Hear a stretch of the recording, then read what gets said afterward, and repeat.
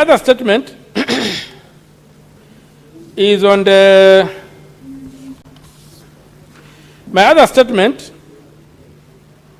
state of infrastructure development in Kenya's sugar belt regions.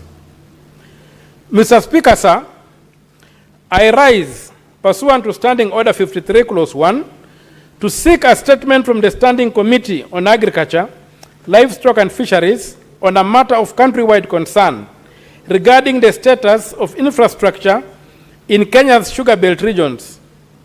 Mr. Speaker, sir, Kenya's sugar industry remains a critical pillar of rural livelihoods and regional economies, particularly in the sugar belt regions.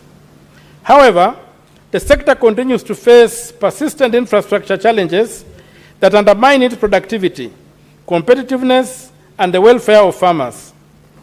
Efficient road networks are essential for transporting sugarcane to mills and accessing markets. Yet many roads in the sugar-producing areas remain in a deplorable state, hampering operations and increasing costs for farmers and millers alike.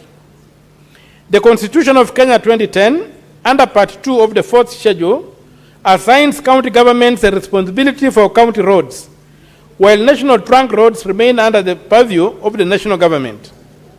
This division of roles has led to confusion and inefficiencies in infrastructure development.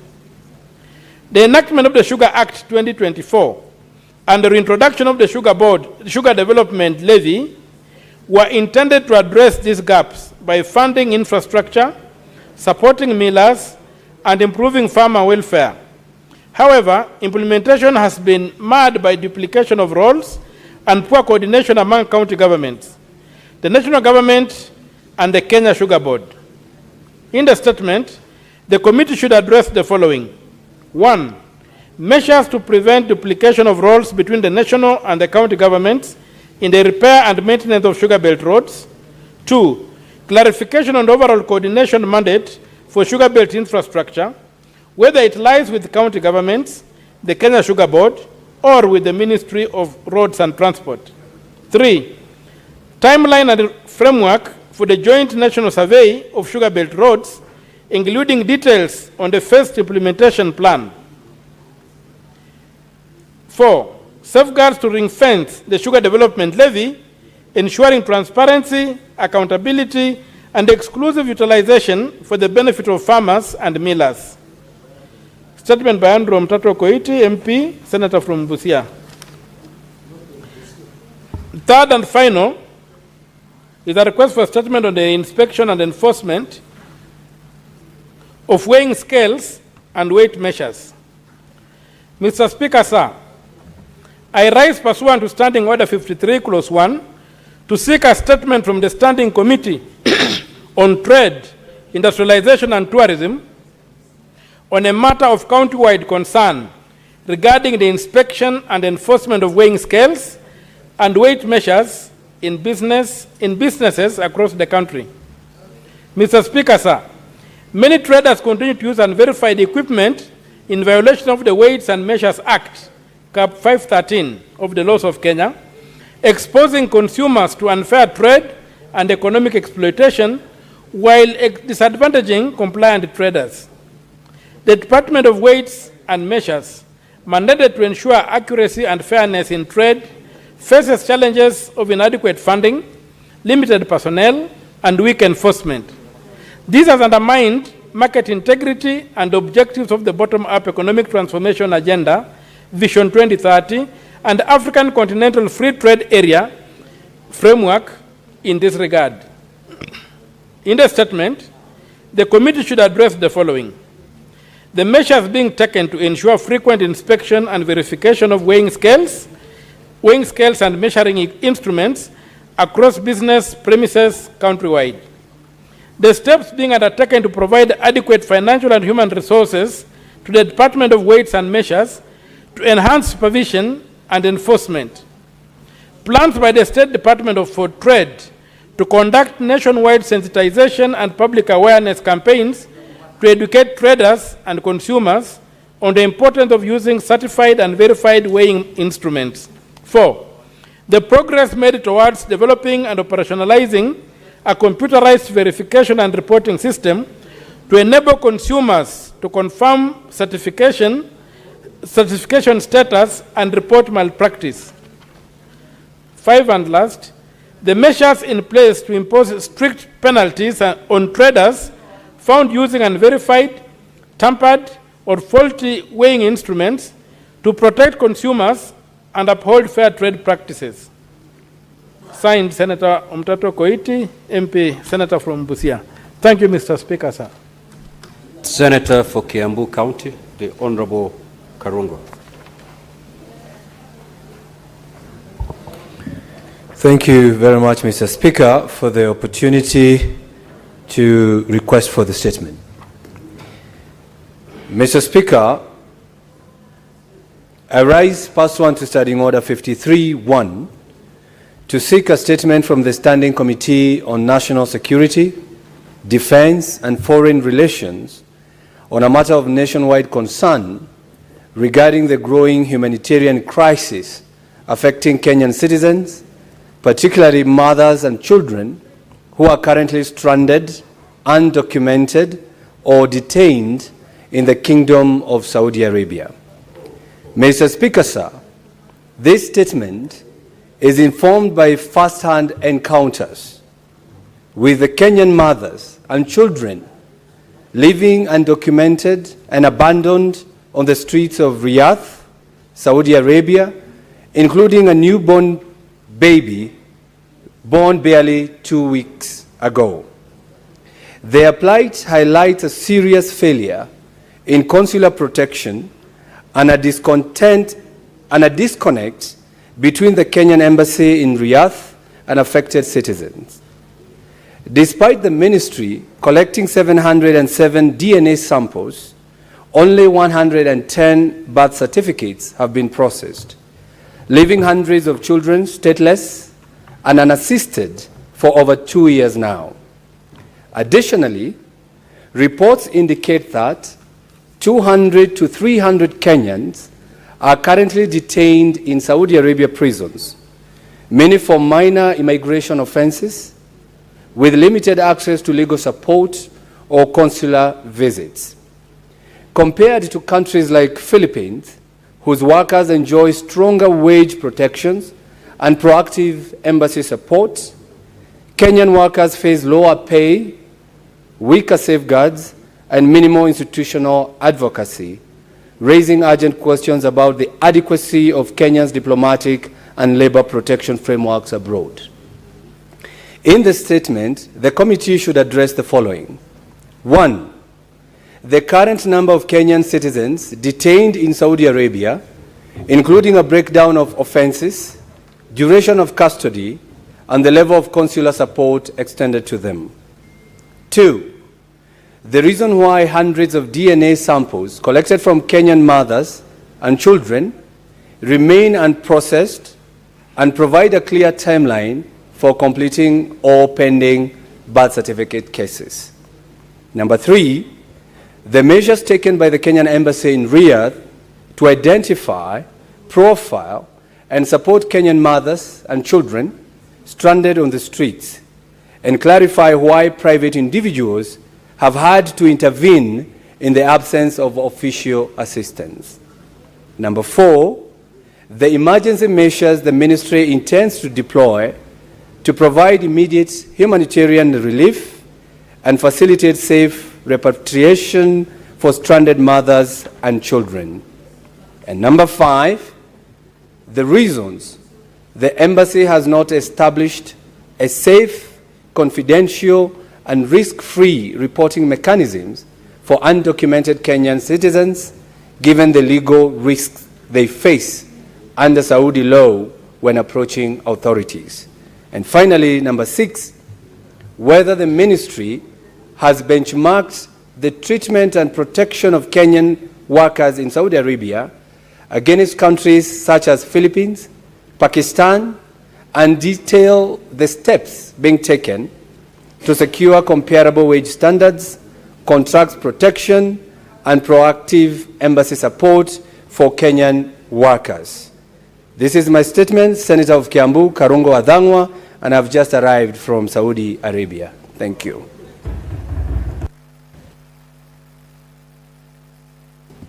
I will allow comments for not more than 15 minutes. However, before I do so, allow me to make the following communication.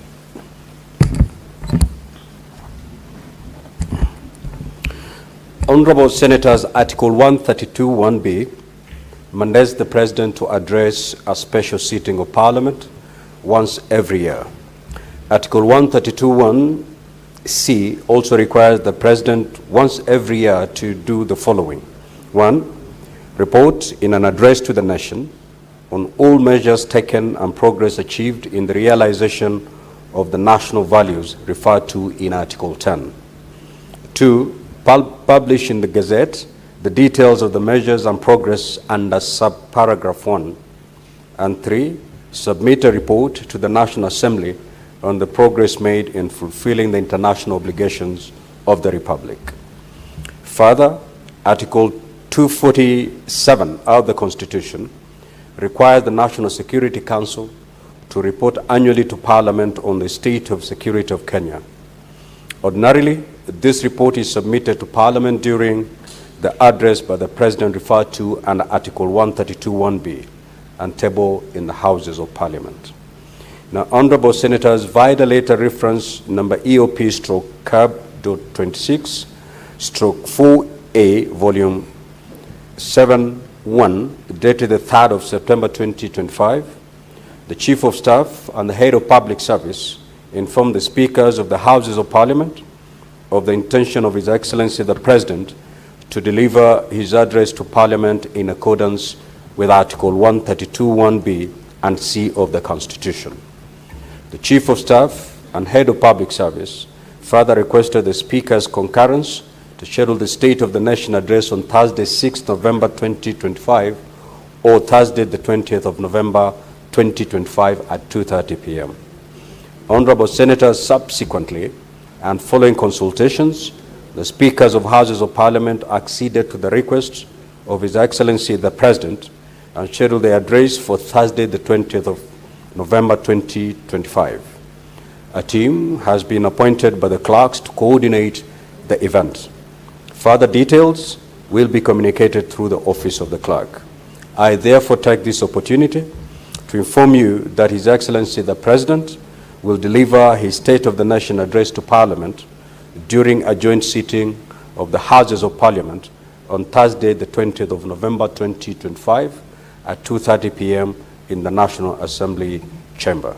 I thank you.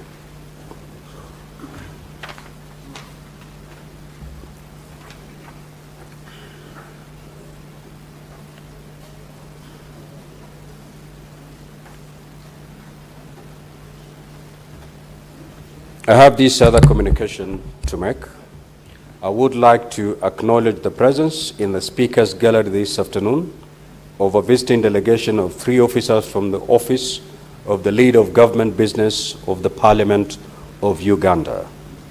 The delegation is on a benchmarking visit. The delegation is on a benchmarking visit to gain insights into the operations of the Senate and to strengthen collaboration at the level between the 2 parliaments. Honorable Senators, I request each member of the delegation to stand when called out so that you may be acknowledged in the Senate tradition. Mr. Raymond Luterezo, Senior Policy Analyst, Mr. Samuel Kavuma, the liaison officer, and Ms. Catherine Kialisima, Office Administrator. Now, on behalf of the Senate and my own behalf, I extend a warm welcome to the delegation and wish them a fruitful visit. I will call upon the Majority Whip and the 1 minute to extend a word of welcome to the delegation. Mr. Speaker, that is a privilege because, Mr. Speaker, these are my neighbors. Ordinarily, Mr. Speaker, Uganda would have been our 9th province, ordinarily. But that is how things are. But be that as it may, Mr. Speaker, I asked them to send our greetings to all the parliamentarians in Uganda and congratulate them for the good job they are doing, and more specifically to the 13 members of the Luo community who sit in the National Assembly of Uganda. I thank you, Mr. Speaker.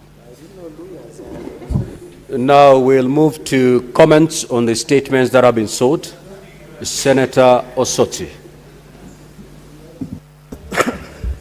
Thank you, Mr. Speaker. Mr. Speaker, I want to comment on two statements, starting with a statement by the Senator for Kiambu, Senator Thangwa, on the state of Kenyans living in Middle East, particularly Saudi Arabia.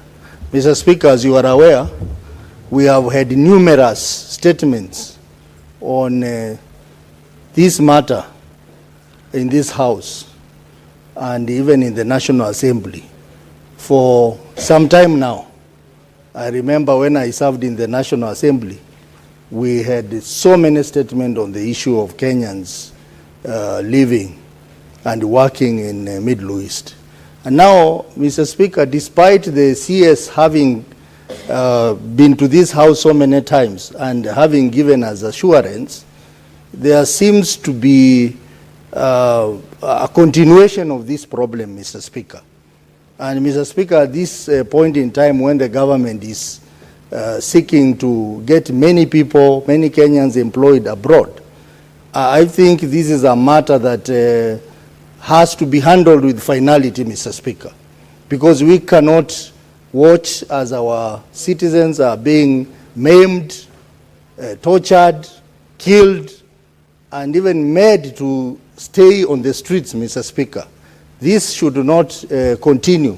A serious country like Kenya cannot allow its citizens to stay on the streets, Mr. Speaker. Mr. Speaker, I witnessed this problem myself a few months back when I traveled to, I was going to Europe via Sharjah Airport in UAE. And I saw so many young people, particularly women, from Eastern Africa countries, from Kenya, from Uganda, from Congo, sleeping on the floor in the airports. So many of them, Mr. Speaker, some with children, others badly dressed. It is not a good show. And this country, if we are serious about our foreign policy, Mr. Speaker, this is a problem that must be addressed. The problem we are having is that there are recruitment agencies who move to our villages, recruiting our youth to go to Saudi Arabia. And these recruitment agencies are crooks, Mr. Speaker. We have talked many times that the government should rein on this unscrupulous recruitment agency, but nothing seems to be done, Mr. Speaker. And we are told, Mr. Speaker, that these recruitment agencies are actually owned by people in government. That is why they cannot rein on them, Mr. Speaker. Mr. Speaker, wherever you go in the Middle East, you meet Kenyans suffering, they have no food to eat, and we have a government. Mr. Speaker, even as we talk about taking our youth abroad, the first thing that this government should do is to deal with the problem of Kenyans who go to Middle East. Before they even say they are taking people to Germany, they are taking people to Australia or wherever, the problem of Middle East has to be dealt with. In my county alone, Mr. Speaker, for the last 2 years, I have lost 30 youth in Middle East, Mr. Speaker. And I've raised this concern. The Cabinet Secretary for Foreign Relations happens to come from my county. And even in his own county, he's not bothered about the plight of our students or our children who go to Middle East. Mr. Speaker, as I'm talking now, Senator for Nandi is laughing at me. Mr. Speaker, I want to ask Senator for Nandi to go and tell his boss to deal with this problem instead of talking about who will be the deputy president, who will not be the deputy president. As in ODM, the issue of deputy president is not an issue. Our issue is implementation of the 10-point agenda that we signed with them. And one of them is the issue of youth employment.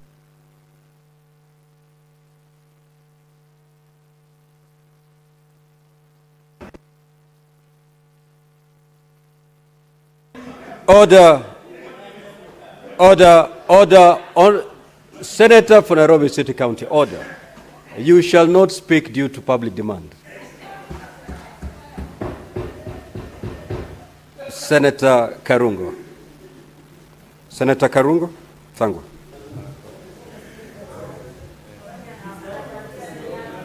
The next one.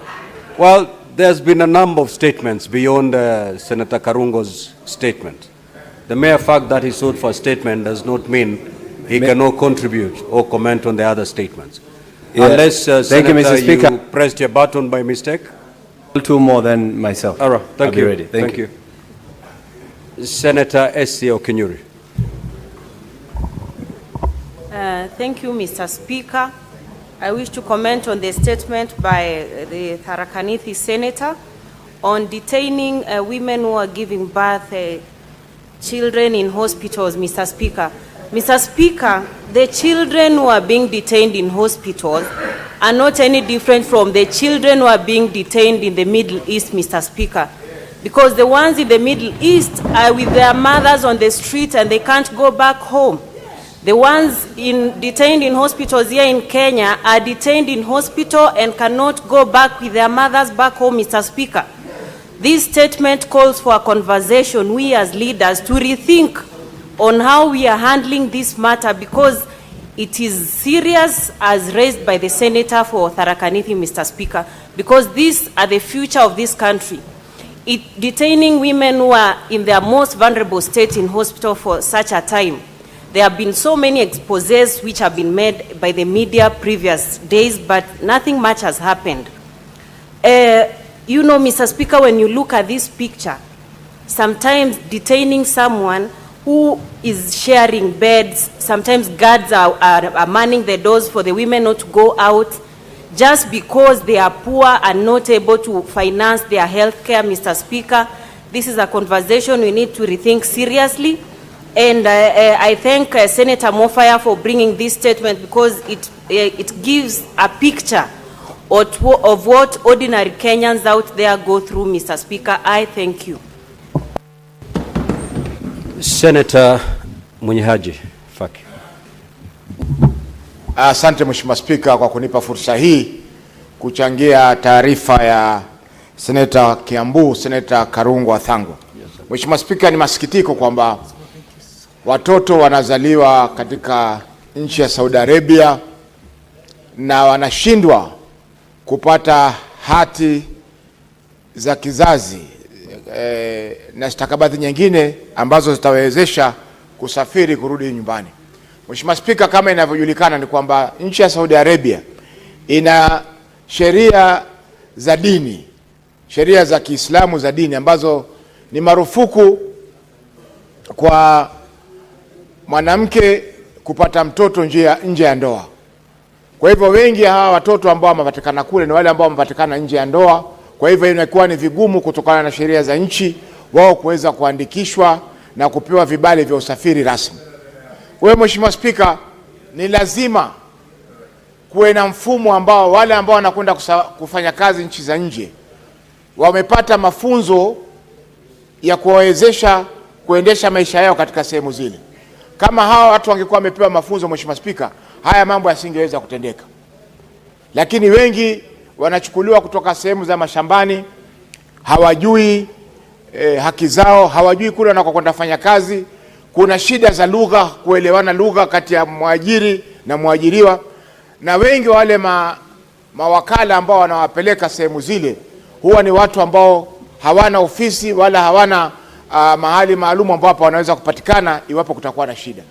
Kwa hiyo Mheshimiwa Spika, ipo haja ya kuwe na kanuni kwamba hizi wakala zote ambazo zinapeleka watu nchi za nje wawe wana nafasi ya kuwapa mafunzo japokuwa ni ya wiki 2, ili akitoka hapa ana uzoefu yale mambo ataenda kupata kule na vile vile aweze kujitetea wakati amepata matatizo. Mheshimiwa Spika, mwaka 2023 tulipozuru Riyadh pamoja na kamati ya leba ya bunge hili, tuliweza kuelezewa na katika balozi ya Filipino zile kanuni ambazo wafanyaji kazi kutoka Philippines wanapitia kabla ya kwenda kule, na wakifika Saudi Arabia kwanza wanawekwa katika mahali kupitia kwa balozi ambapo wanafunzwa na wanajulishwa zile mambo ambao wanaweza kuyapata katika nchi hili.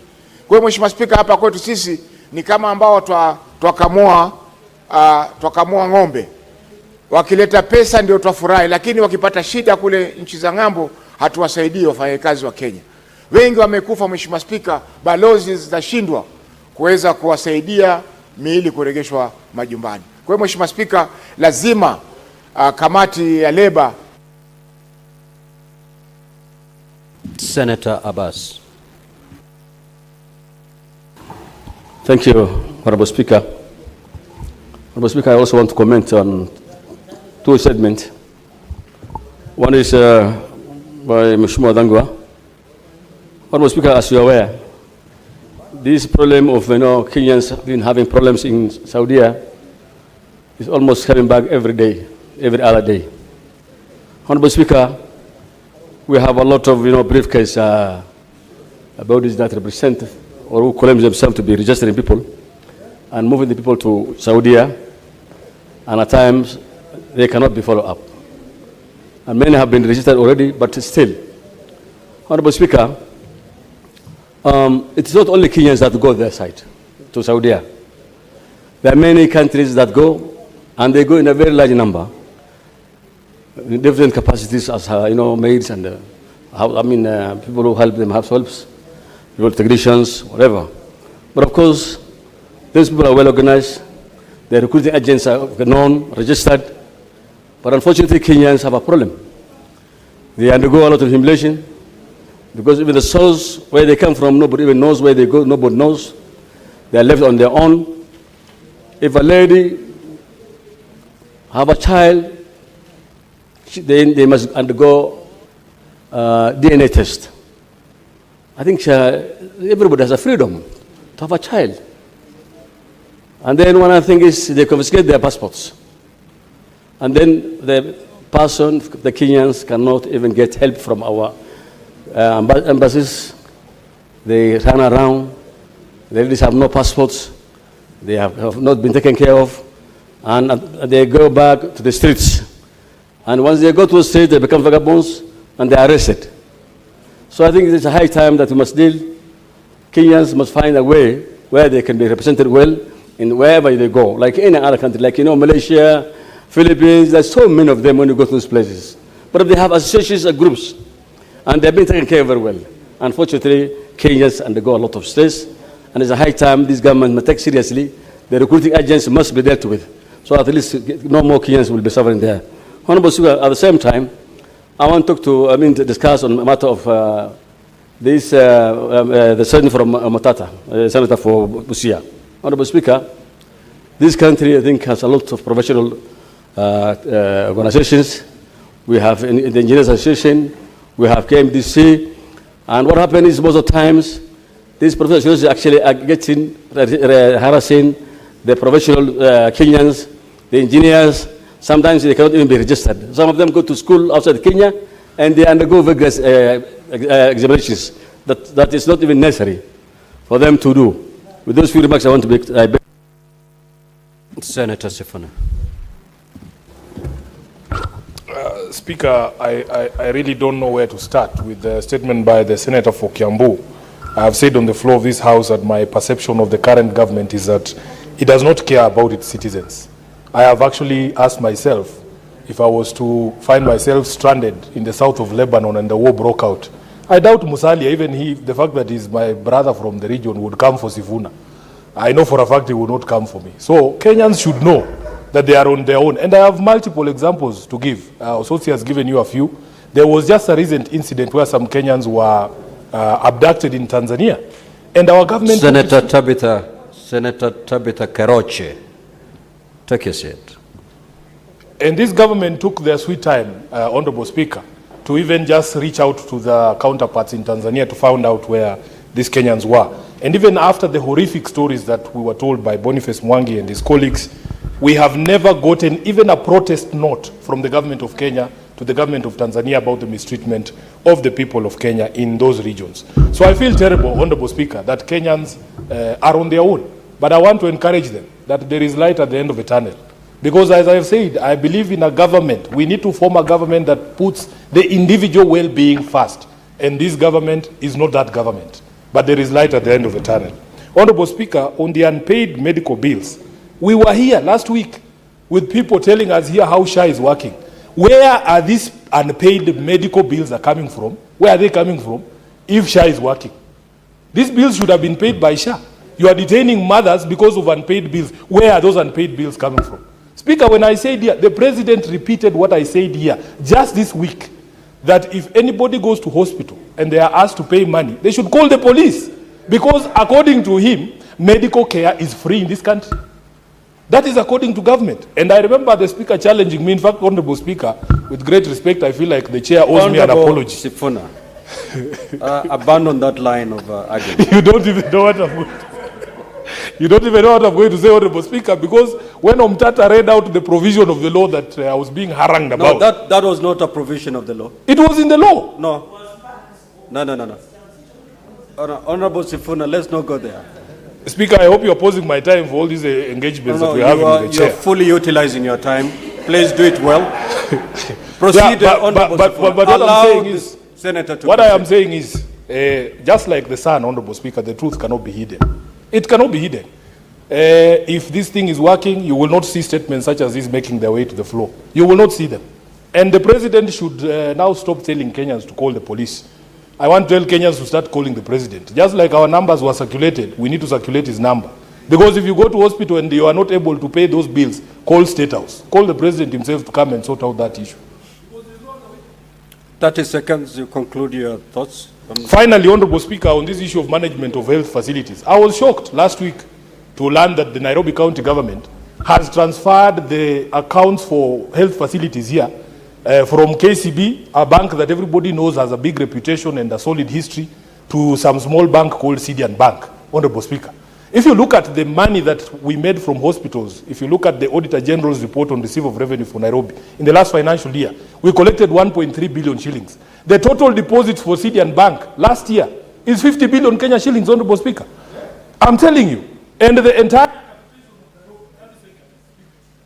Conclude, Honorable Senator. Conclude. Thank you, Speaker. If you look at the budget of Nairobi, vis-a-vis the capitation of Sidian Bank, we ourselves as a county, if we were a bank, we would be bigger than Sidian Bank. I have written to the governor to explain to me the rationale. He is quiet up to today, Honorable Speaker. I am going to give him some more time. If we don't get an explanation as the people of Nairobi, why you would leave a tier 1 bank and send our facilities to bank in a tier 3 bank that has no history or reputation at all, Honorable Speaker, it doesn't make any sense to me. So we will be dragging him here to explain to us and the Senate why that decision makes sense. I thank you, Honorable Speaker. Senator Kisang. Thank you, Honorable Speaker. Honorable Speaker, I want to make comments on the statement by Senator Tarakaniti. Honorable Speaker, you know, we know very well in the last government, we used to have what they call Linda Mama. And when our women went to the hospital and gave birth, they used to be released free of charge. And with universal health coverage, Honorable Speaker, it is also expected to be free. I don't know why the county governments, I don't know why the governors and the executives are not, maybe they have not read the law to know very clearly that maternity is free. So that is what I expect, that, you know, we should not be talking about the president or even the national government. These are the county governments who should be releasing our women when they give birth at the hospitals. Honorable Speaker, Senator for Nairobi is laughing. I just wanted to tell him he should be passionate. He's governor and not the presidency, because health is devolved. Yeah, so I don't know why we are talking about this. I know the big party, the ODM party, is going through some turbulence. I think they are waiting to to go into the proper, so please don't bring your issues to the house when we know you are going through challenges, when we are praying for you, and things will settle very soon. No. So, Honorable Speaker, I also want to make comments. Honorable Senators, Senator Kisang, you know the rules of debate. Relevance. Thank you, Honorable Speaker. Honorable Speaker, I also want to make comment on the statement by Honorable Thangwa. Honorable Speaker, this thing of Saudi Arabia and other countries has been going on for a long time. And it looks like the CS in charge of labor either is incompetent or he doesn't know what he's doing. We need those who are involved in this particular trade to give us the CR12 for these people who are running these businesses, because I heard the senator also saying that it's like the people who are in government. Can we have the CR12 for the company so that we can shame these people who are trading with our people like slave trade? I thought this business was stopped a long time ago. Honorable Speaker, it's very sad that we are losing people daily in Saudi and other areas. And there are also those who are doing good business. So we should not just rubbish all these issues, those who are going to Saudi Arabia, Honorable Speaker, but majority of the people, maybe 80 or 90%, are doing good business. Maybe just like a small portion, maybe 5 or 10% that is giving us a bad name. And we need to expose them and shame them so that they don't continue doing the same bad business, Honorable Speaker. Honorable Speaker, I rest my case there. Senator Onyonka. Thank you. Thank you, Mr. Speaker, for giving me this opportunity to comment on the issue that Senator Thangwa ably put out here. Mr. Speaker, I happen to have institutional memory because I worked in the Ministry of Foreign Affairs. Mr. Speaker, during that time when the Speaker of the National Assembly was actually the minister, one of the template programs that was in that ministry was that the Kenyan government had to sign bilaterals with each and every country that was receiving Kenyan people as part of its workforce. Mr. Speaker, I believe that must have been dumped somewhere and people moved on. The truth and the reality, and Mr. Speaker, frequently some of us discuss this, and we say there are certain things that we're going to have to fix for this country to fix other things. The reason why you find we have all these agencies coming out to the villages to recruit people, where these people's monies which they are going to earn, some of them last a year before they receive a cent as they work in those Arab countries and other places. We are completely not interested what happens to these people. Even when we go to Dubai, like some of us have said, you see our people in the streets and it looks quite casual and normal. And yet, Mr. Speaker, other countries, the Philippines, they have fixed the problem. There must be a basic minimum standard which we must allow our people to go through. We must negotiate with these countries to make sure that we give our people soft landings and protect their rights.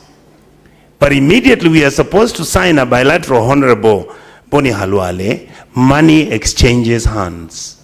And those agreements never hold.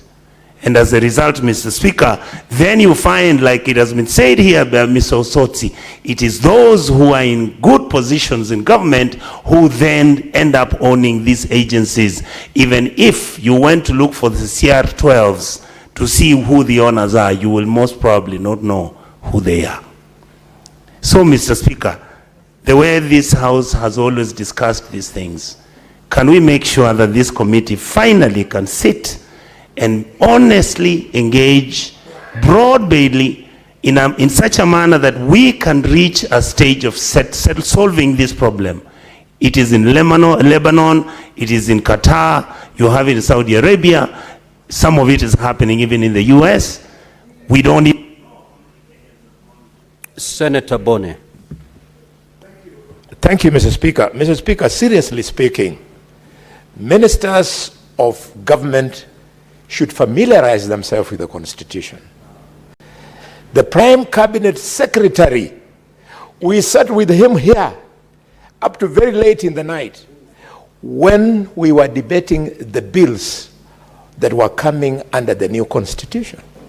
And he knows, and he ought to know, that the Constitution says a person is a citizen by birth if on the day of the person's birth, whether or not that person is born in Kenya, either the mother or the father of the person is a citizen.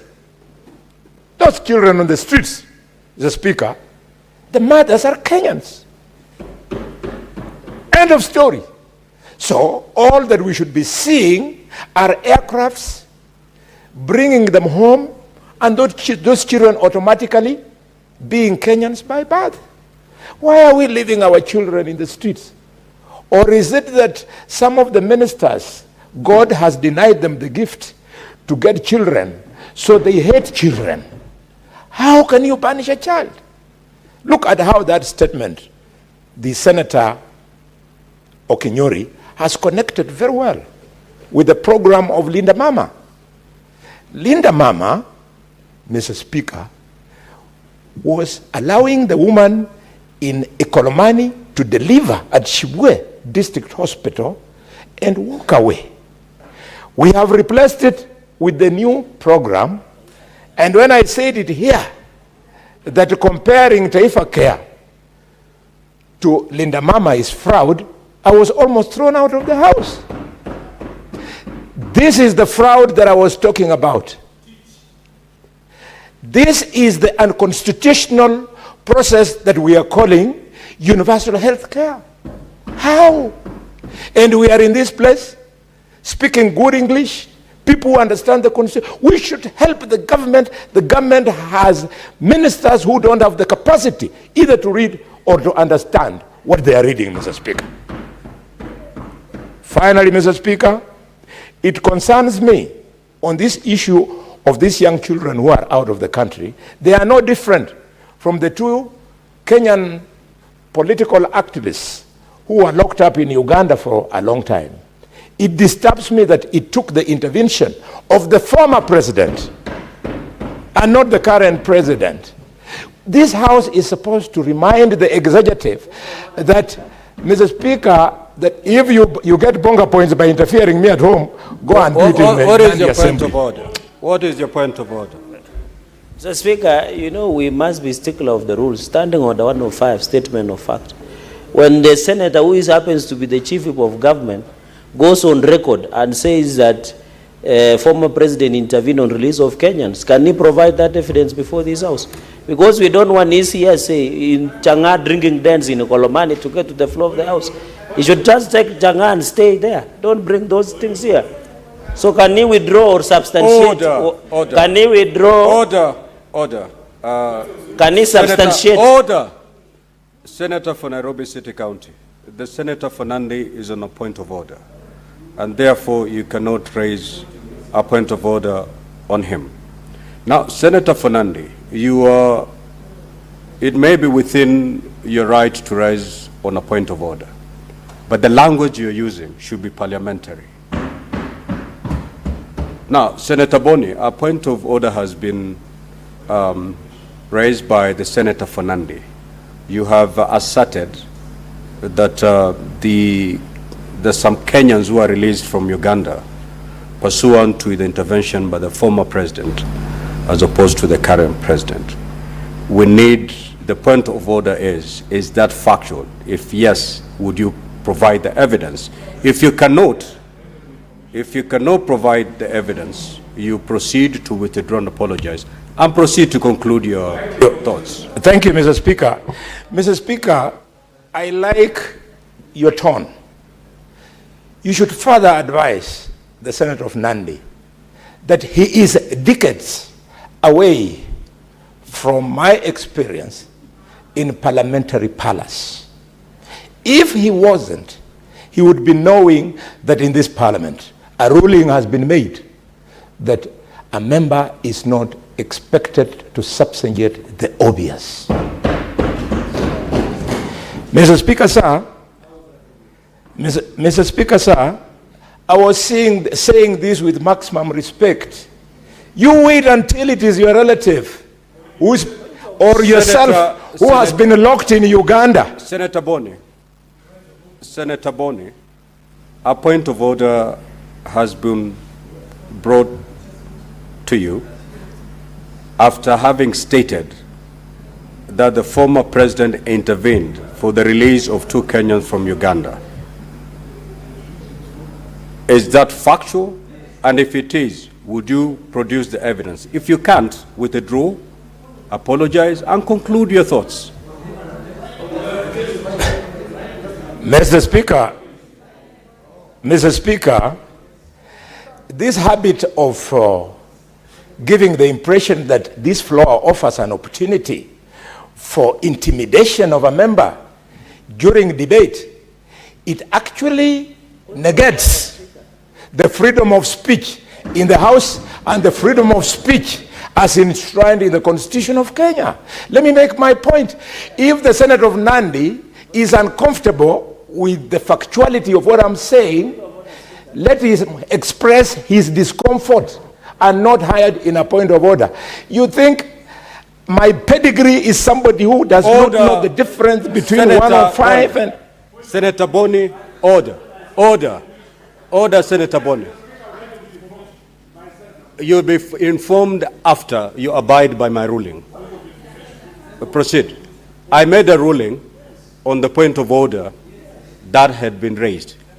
That point of order has been sustained, and therefore you are to proceed. Now, Senator for Nairobi City County, Senator Sifuna, you'll have a moment to speak. Senator Boni, Senator for Kakamega County, you either proceed to substantiate that allegation or withdraw, apologize, and proceed to conclude your comments. Mr. Speaker, I started this journey in politics at the age of 22. Now, bear with me. Bear with me, Mr. Speaker. It is just 5 seconds, I've finished. Right, at the age of 22, we fought for this constitution for so long, so much so that rather than respond to all things that have been said here, I choose to keep quiet.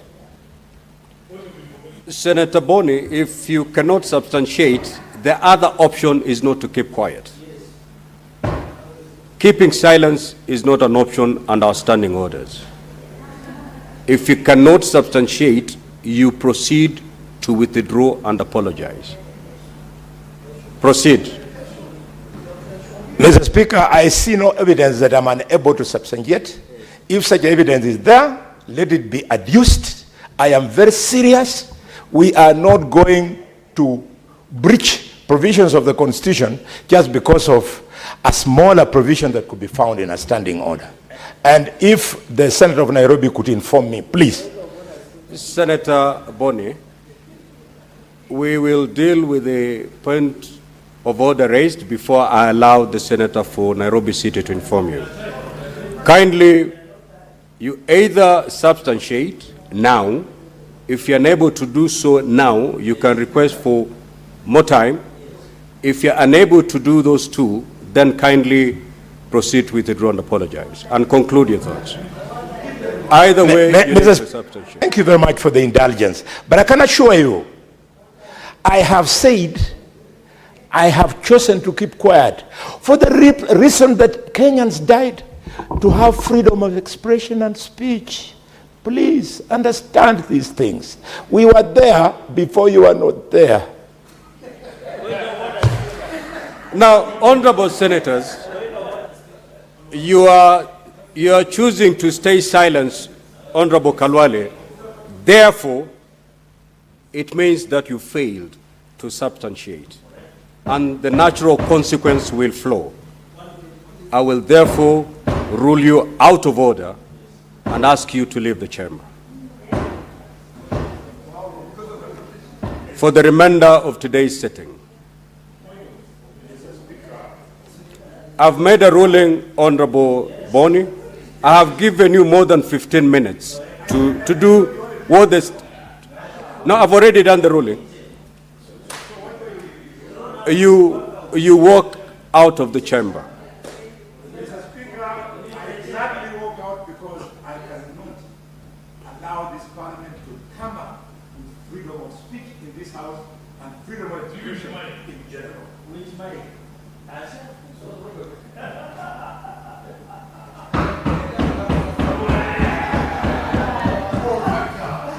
Senator Akinyi, Beatrice. Thank you, Honorable Speaker.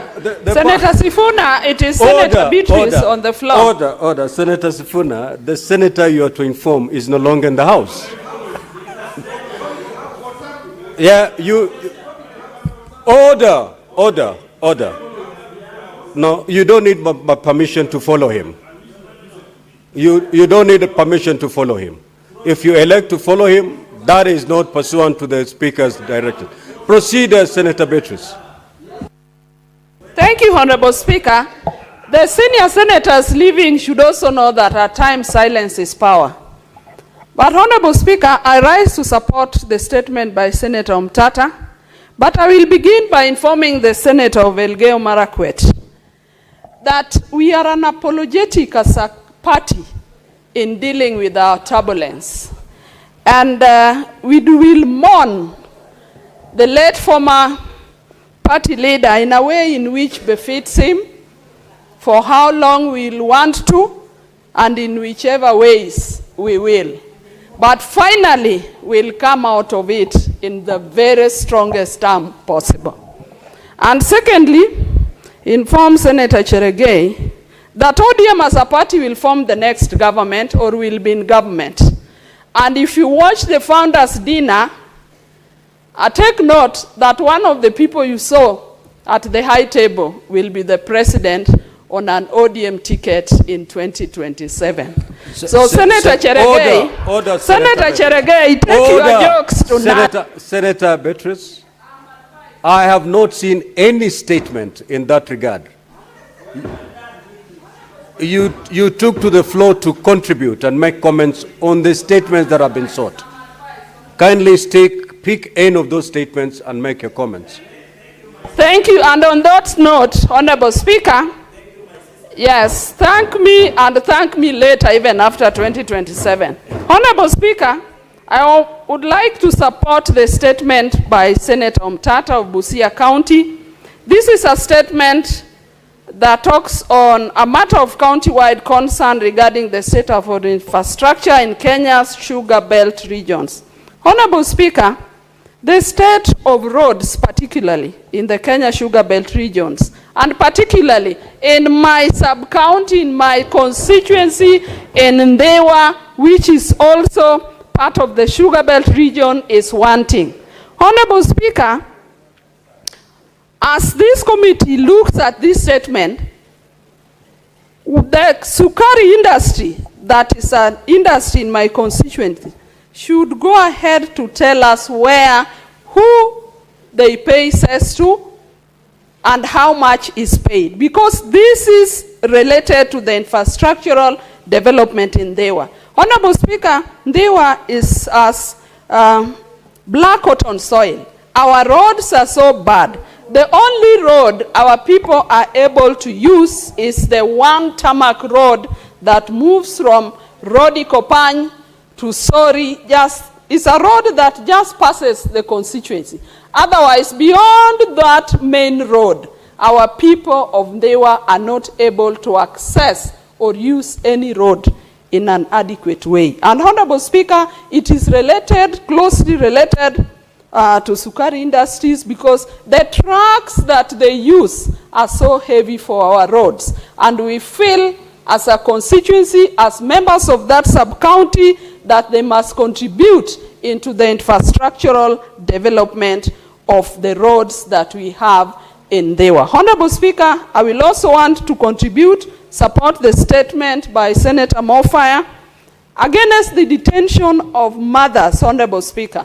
Honorable Speaker, the first few days that children should enjoy is their first few days on earth. It is unfortunate that young mothers have to spend their time with their young innocent babies in hospital because bills have not been paid. And so, Honorable Speaker, this must be looked into, and the government must relook at the policy of detaining mothers in hospital. Senator Wamatinga.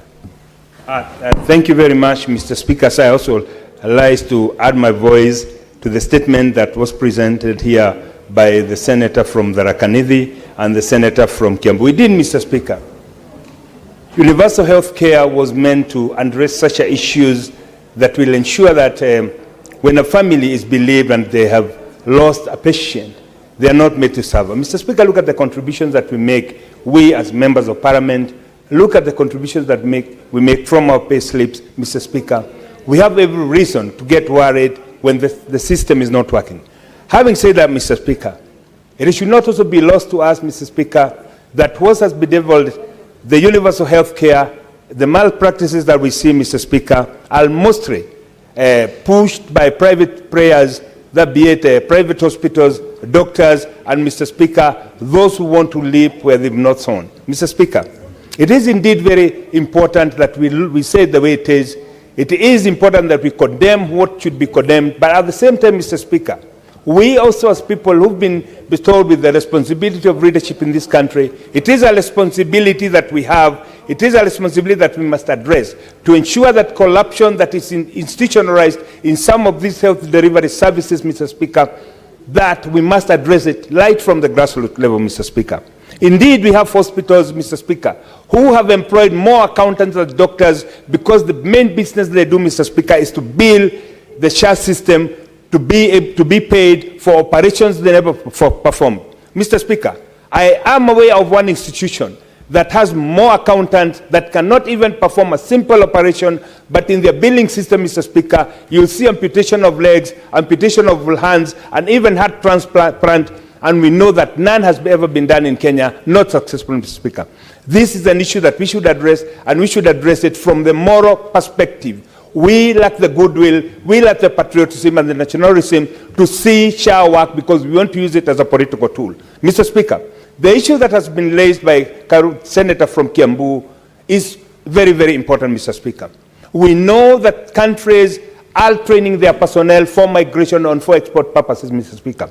It is working elsewhere, Mr. Speaker. We do not need to rediscover the wheel. But the problem is, Mr. Speaker, those who are given the responsibility to ensure that we have a framework within which we can work, Mr. Speaker, they have not only abused it, Mr. Speaker, they take advantage, they exploit, and most importantly, they do not even inform the migrants of what to expect and how to behave. On our foreign mission, Mr. Speaker, I must say that we have a responsibility to ensure that our foreign missions do their role, represent Kenyans in the country they are. Mr. Speaker, as I sit down, I would want to say, indeed, when me and the committee, when we were in the Committee of Agriculture in Uganda. Senator Kavindo.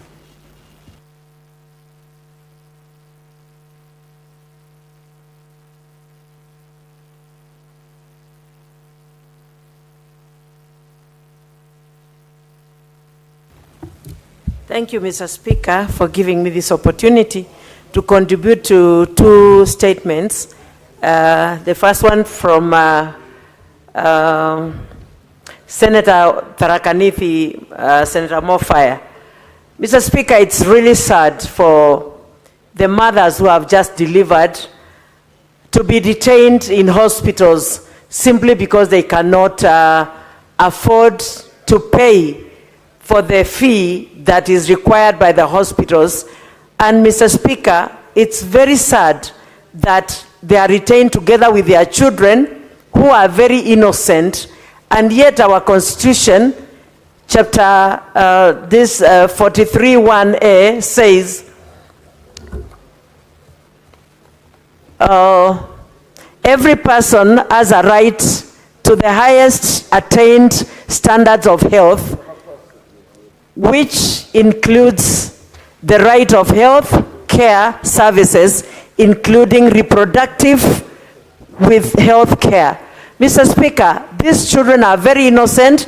These mothers are vulnerable. Most of them actually have depression after delivering, because delivering is very stressful. As a mother, I can tell you this.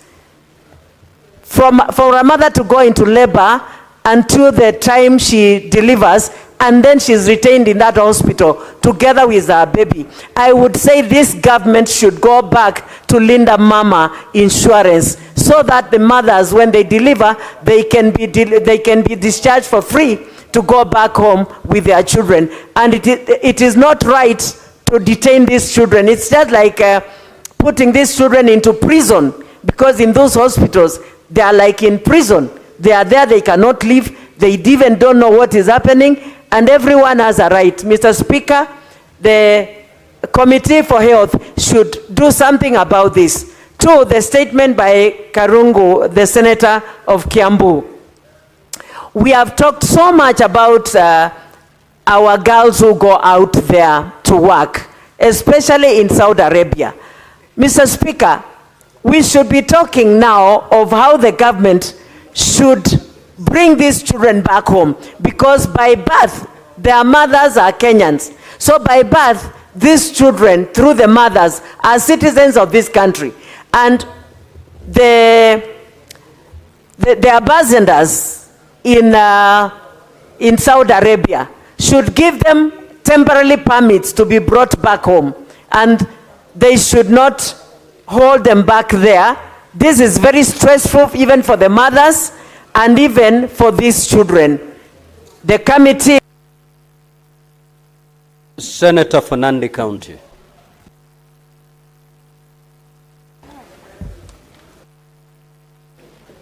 Thank you, Mr. Speaker, sir. One is I want to comment on the statement by Senator Okiya Omtata on the issue of Sugar Act. I want to say, Mr. Speaker, looking at the request, and I think our Secretariat should assist. If you look at number 1, we have already put in the Sugar Act. It is already in place. And we agree that the Under Sugar Levy Development Fund, which is the sugar cess, that money should be factored in through Kenya Sugar Board to be managed, Mr. Speaker. So I think in future we need not to rewrite what the law already established, Mr. Speaker, because I agree where I come from, Mr. Speaker, we still have a problem of impassable roads. Yet we produce a lot of sugar, Mr. Speaker, sugar cane that we supply. Mr. Speaker, for example, in the financial year 2023-2024, Nandi collected 84 million Kenya shillings on T-cess. They collected further 7 million cess on sugar. But the roads remain pathetic in Nandi County. And when my governor appeared on Friday, when the governor of Nandi appeared on Friday, he could not even give us one road that has been done by cess, Mr. Speaker. So I think the problem is within our counties because they collect cess. It is not that they are not collecting, Mr. Speaker. So the whole point is, I want to challenge our accountability and run away. In that process, they leave their identification document, so passport, with the employers. The employers go ahead and report with the local authorities in Saudi, and they become aliens. They go and being misused by other Kenyans, which we have intelligence with, and they end up giving birth. While I agree the provision of Article 53 is very critical, those children, even the mothers, don't have traveling documents to come back to the country. So the question is, we need, and I have a discussion with the Minister of Foreign Affairs, and I find it interesting that the senator of the minister cannot walk to his house somewhere in Sabatia and engage him, and he decides to engage him through the media. Mr. Speaker, the point I'm trying to make is very simple. I have not mentioned names. Mr. Speaker, the point I'm trying to make is this. Senator for Vihiga. Mr. Speaker, you know, when you talk about Senator of Vihiga, there is only one Senator of Vihiga here, and that is Godfrey Osotsi. And is it in order, under Standing Order 105, for the senator to claim that I have made this request in the media? Is this house the media, Mr. Speaker? Because I have made this here, not the media, Mr. Speaker. Senator for Nandi. Senator for Vihiga is perfectly in order to request for a statement on the floor of this house. And therefore, your assertion, kindly proceed to withdraw it and apologize to the Honorable House. Mr. Speaker, let me retract and apologize so that my point is home. I don't want sideshows. Mr. Speaker, the point I'm trying to make is very simple. That is the old genesis. So first we have mothers who are undocumented, they don't have traveling documents. That is part one of the limbo of the problem. The second is the children without documentation. And you know Saudi laws, Mr. Speaker, they don't register. If you are not an Emirati, they don't register you. So if you go and give birth in Saudi Arabia or in Middle East countries, their law does not allow them to register their child. So those children and the mothers remain undocumented. I will have a discussion, Mr. Speaker, with the Minister of Foreign Affairs after this, so that we can see how to assist and ensure our children are brought back. But after New Year, Mr. Speaker, and Christmas, we will have a new story to ensure we assist those mothers and children back to the country. I believe Musalia Mudavadi is able to handle that. I thank you, Mr. Speaker, and I support. Senator Manzo. Thank you, Mr. Speaker. Mr. Speaker, I would like to comment on Senator Thangwa's statement and state that, Mr. Speaker, it is true that a lot of our people are stranded abroad. I had recently brought a statement here in relation to a person from Makueni who had not only been stranded but also injured in the Middle East. And Mr. Speaker, Good Samaritan intervenes and the citizen was brought back to the country. Mr. Speaker, the question is, we have a constitution which is very clear on this particular matter, and then what has been signed between the countries so that it protects our citizens, Mr. Speaker. And what is the follow-up system, Mr. Speaker? Should there be a complaint here in relation to the companies which take these people there, the Minister of Labor, and also the Minister of Foreign Affairs, Mr. Speaker? What are the roles of each one of them, Mr. Speaker? A lot of times, we are giving an assignment to the Minister of Foreign Affairs, yet the source of the problem, Mr. Speaker, is the Minister of Labor, where dubious companies have been allowed to take people to the Middle East to work there, and then never make follow-ups, Mr. Speaker, should something happen. Mr. Speaker, whatever, according to the agreements they have, whenever something happens to these people, first of all, they are unpaid bills, they claim, the monies which were used to take them there. At times, they have even passed on, or they have an emergency at home, Mr. Speaker, and they cannot be able to come back home, Mr. Speaker. At times, at one point, Mr. Speaker, I had to go all the way to Arabia to bring a citizen home who was in trouble. And it took, you know, when Kenyans, Mr. Speaker, were pushing and there was an outcry from Makueni, I had to make sure that this person came back home. So, Mr. Speaker, someone has to be responsible. And when a Kenyan is born abroad, the first thing they need to have is documentation so that they may be able to travel back home, Mr. Speaker.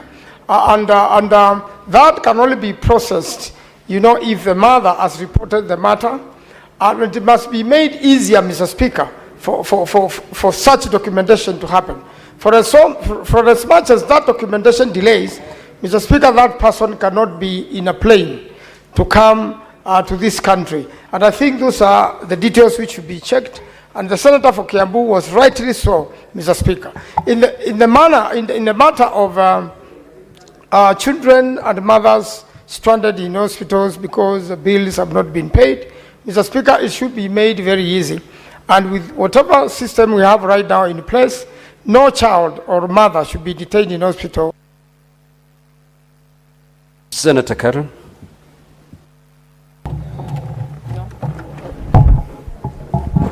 Thank you, Mr. Speaker. I want to make comments on the statement brought by Tharaka Nithi Senator Mwendo Gataya. Mr. Speaker, this trend of holding newborn babies and new mothers in hospitals is a most unfortunate trend, Mr. Speaker. At any given time, any given day, Bagathi Hospital, Mama Lucy Hospital continues to hold dozens of women who have just given birth. And the main reason for this, Mr. Speaker, is non-registration on SHA, Mr. Speaker. I've had Sifuna here wondering why, if SHA is working... No, Senator Karanyamo, you shall refer your colleagues as honorable. You may proceed. I'm guided, Mr. Speaker. I have had the Senator for Nairobi, Honorable Senator Edwin Sifuna, wondering that if SHA still works and if SHA is as real as we claim, why women are still being detained in hospitals after giving birth. The truth of the matter is, I have been to Mama Lucy myself. I have seen the women who have been detained due to lack of paying the bills, and all of them, 100%, they are not registered under SHA. And the reason why this is happening is because the SHA did not take into account the Linda Mama program that NHIF was taking care of. And the Committee of Health should demand a reinstatement of a fully funded insurance cover similar to Linda Mama that is fully funded under SHA, Mr. Speaker. Universal health care guarantees maternal health. Mr. Speaker, it is very important that we cover maternal health because these are eventualities of life that every woman faces, regardless of your financial status, Mr. Speaker. And also we want to demand that a review of the government, of the national budget is made to cover maternity health care so that women don't have to go out of pocket, Mr. Speaker. A lot of these women and the urban poor especially, and in our slums, Mr. Speaker, cannot afford the 6,900 shillings that is the minimum premium for SHA, Mr. Speaker. I also suggest that on the first visit of pregnant women in any clinic, they are onboarded on SHA. Senator Morgan. Yes, thank you, Mr. Speaker. I rise to make a comment on the statement that has been brought by Senator Mwenda Gatai. Mr. Speaker, it is really sad that over 50 years after this country attained independence, we are still debating a matter of children, newborn babies being detained in hospitals. Mr. Speaker, when we got independence, we were assured that we will ensure that our population will get quality health care, they will get access to water, education, etc. Mr. Speaker, this is a matter that should capture the attention of the government, Mr. Speaker. You know, babies are like angels. They are innocent, Mr. Speaker. So when you have a baby being born and then detained in hospital, we look like we are heartless, like we are a society that does not care at all, Mr. Speaker. Even if the mothers have not registered, there should be an arrangement where the government can write off bills. It's just welcoming a citizen, Mr. Speaker. We cannot have any justification whatsoever, Mr. Speaker, why we should detain newly born babies in hospitals. This is totally unacceptable.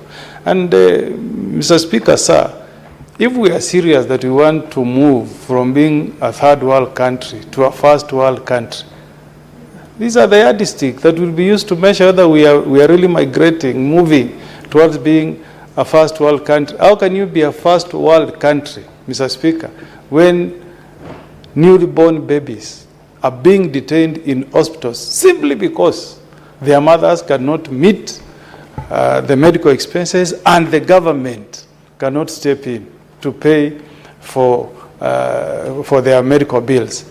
I want to appeal to the President because the buck stops with him. We need to put in place measures, Madam Speaker. At times it's good to own up. If Linda Mama was serving our mothers, why are we replacing it with something that is not working, Mr. Speaker?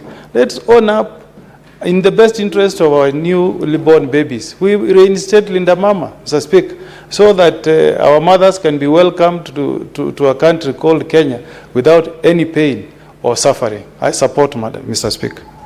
Senator Mandago. Thank you very much, Honorable Speaker. Honorable Speaker, allow me first to comment on the statement sought by Okiya Omtata on maintenance of roads on sugar belts in this country, Honorable Speaker. Honorable Speaker, with the reinvention of sugar levy, we expect that farmers in those regions should not suffer transporting their produce to factories, transporting fertilizer to their farms, when levies are being collected for the same purpose, Honorable Speaker. Honorable Speaker, the only comment I want to make on this statement is that county governments should not overlap that responsibility by doing the same roads sugar levy funds are being applied to, Honorable Speaker. This is where funds are being lost by repetition of the work that has already been done, Honorable Speaker, and funds are lost. Honorable Speaker, I also want to comment on the statement by the Senator for Tharaka Nithi, Senator Mwenda Gataya, on the issue of mothers, Honorable Speaker. Honorable Speaker, I think this is a matter we really have to do a lot of sensitization. And our biggest and our weakest link in the rollout of UHC is actually county governments. Honorable Speaker, no mother, whether teenage or old enough, should be denied service or be detained in an hospital for failure to pay hospital bills. Honorable Speaker, our county governors, I really don't understand whether they are not reading the law that we passed in this house, or they have just abdicated their responsibility to people who have no capacity to deliver on it, Honorable Speaker. Honorable Speaker, all mothers who go to deliver in facilities, whether public or private, are supposed to be enrolled on SHIV. Honorable Speaker, SHIV does not require you to have an ID. A birth certificate is sufficient for you to be registered as a mother and to deliver in that facility, to even be carried out a cesarean delivery, to be treated, discharged, and the only thing that facility is supposed to do is to bill SHIV on the cost they have spent on delivering that matter, Honorable Speaker. Honorable Speaker, I get surprised when my colleagues want to take us to Linda Mama. You know, a lazy person would always want to remain in a comfortable place. What we must understand is that we cannot replace a comprehensive healthcare system by a sectional cover, Madam Speaker. Madam Speaker, if you are given an option to choose between a comprehensive insurance cover and a third party, Honorable Speaker, I'll give you 1 minute because you are the chair of health to finish that statement. Thank you very much, Madam Speaker. So I would want to ask my colleagues that for us to move, and when I hear people make reference to this is what we played in 1963, the reason we have never moved forward, we have never had a courageous president who would want to deliver a comprehensive health care like what we have today, Madam Speaker. Madam Speaker, county governments must do their bits. They must allow mothers to deliver free of charge. Let them bill SHIV. Parliament allocated 13 billion for SHIV. Why are they not utilizing those funds? It is just the usual laziness that they have used to it, and that is why even USC workers, they are unable to confirm even when they have the money. We cannot keep blaming national government and the president. Governors must work up, Honorable Speaker. And I'm wondering what is happening in this Senate. When I was a governor, we used to be harassed left, right, and center. There used to be a Sky team. What is happening these days is that it looks like Senate is not doing their work. I'm part of it, but pick and pack, the ones who are dealing with the funds for SHIV are not doing much. Pura kabisa. And Nairobi has the highest number of senators who should go. I have not finished my 1 minute, Madam Speaker. Senator Madago, your minute is gone, and once you choose to use English, use English. Senator Derito John Kenywa, Laikipia. Asante Bwana Spika. Bi Spika, nataka kuchukua fursa hii kuchangia taarifa iliyoletwa na Senator wa Kiambu, Senator Karungo Odhangwa. Bi Spika, ni uchungu wa Kenya wanapokuwa wameenda katika nchi za uraibuni kufanya kazi. Hatimaye unapata serikali ambayo inapaswa kuwachunga, kwa sababu walipotoka hapa walitoka ikiwa serikali stakabadhi zao zimekaguliwa vizuri na wamepewa fursa ya kwenda pale. Lakini wakifika huko balozi zetu hazishughulikii mambo hayo. Tunaongea haya kwa sababu Saudi Arabia kuna msichana wa kutoka Nanyuki ambaye anaitwa Josephine Wanjiru Mumbi, ametoka Majengo. Bwana Speaker, yule mwanadada anaishi hali ya uchochole. Balozi haimsaidii chochote. Nakumbuka Karungo Wadhangu alipotembea huko na iko wale ambao walimzungusha katika zile sehemu kumuonyesha vile Wakenya wanavyopitia katika hali ya mateso. Speaker, tunapoongea na wewe, baadhi yao waliomuzungusha tayari wameshikwa na wanastakiwa, Bwana Speaker, kwa sababu ya kuleta hii taarifa, kwa sababu ya kuwazungusha, na ndipo ameleta hii taarifa.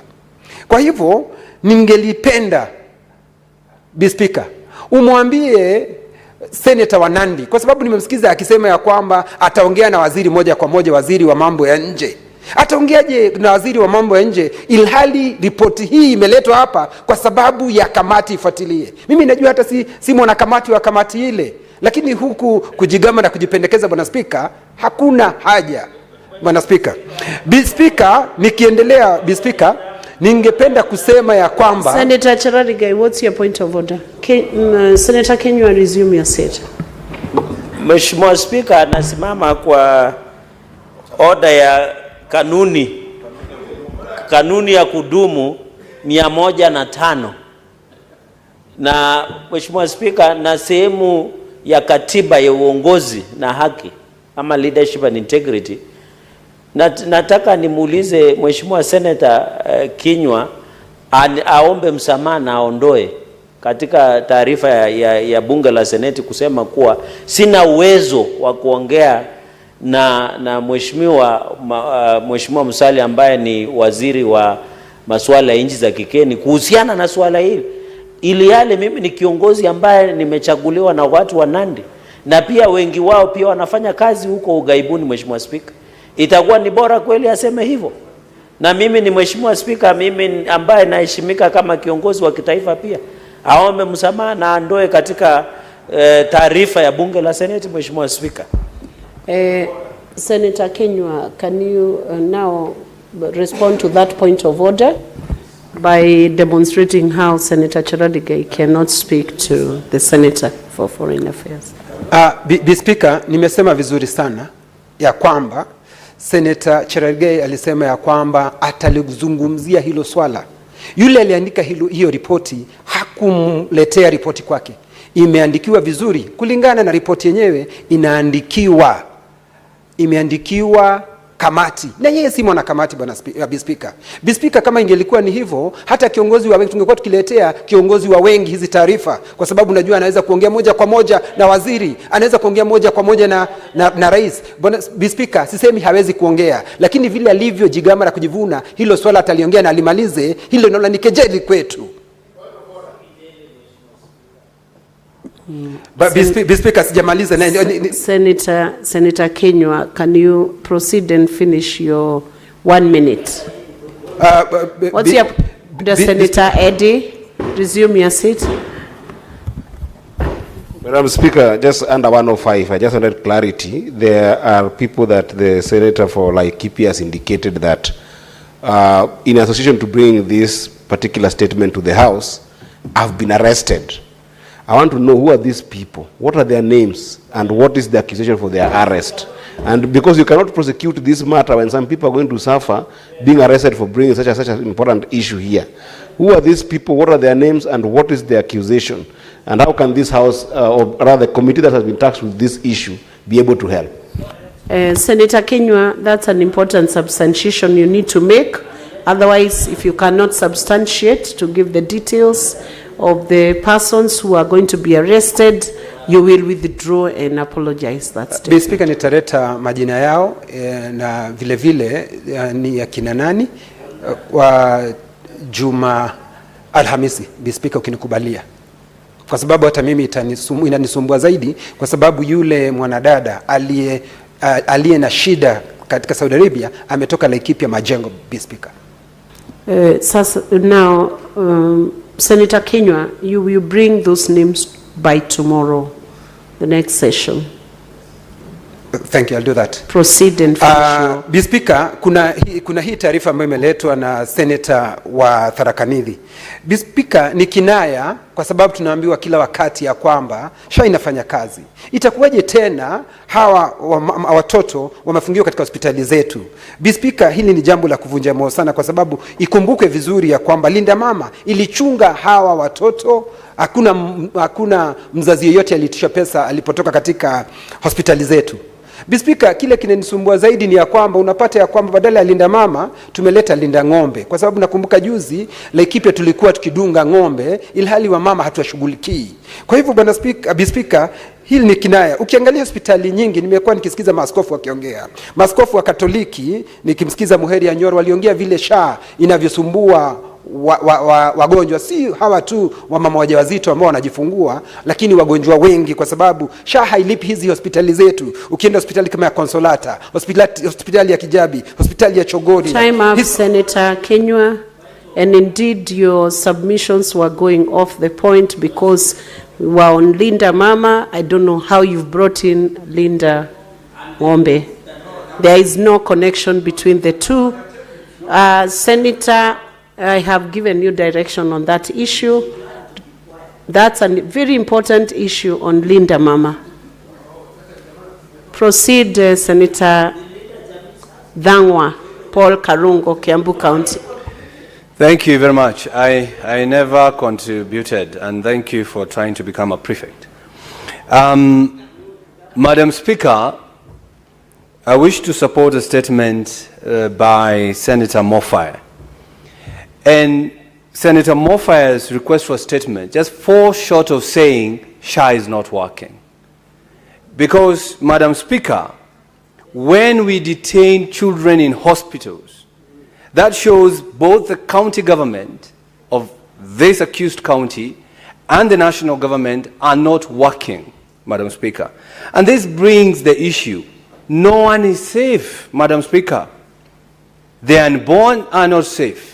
The newborns are not safe. When they are born in their counties, they are not safe. When they are born abroad, like the issue of Saudi Arabia, they are not safe, Madam Speaker. But again, I think even the old ones are not safe, Madam Speaker, because we saw the other day the party leader for ODM expectorating a piece of cake, Madam Speaker, after getting a bite from the president. Madam Speaker, you know, spitting out a piece of cake. So it tells you that no one is safe in this country. And if we never speak about it, Madam Speaker, there will be a problem, Madam Speaker. Madam Speaker. Senator Eddie, what's your point of order? Senator Karungo, resume your seat.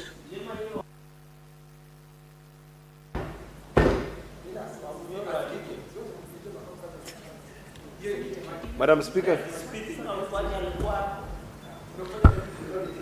Madam Speaker, the party leader of ODM, the wisest party leader now existing in the country with a lot of experience, is a member of this house.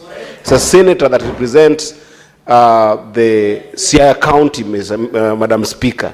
More importantly, is a man of valor, virtue, and value, Madam Speaker. I did not see Honorable Karungo Wathangwa anywhere in Mombasa. So that is it in order to impute improper motive in the persona of the party leader of ODM, who is a member of this house, especially when he's not even here, Madam Speaker? Is it in order? I wish that he withdraws the comment he has made on the party leader of ODM and apologizes to him as a member of this house, Madam Speaker.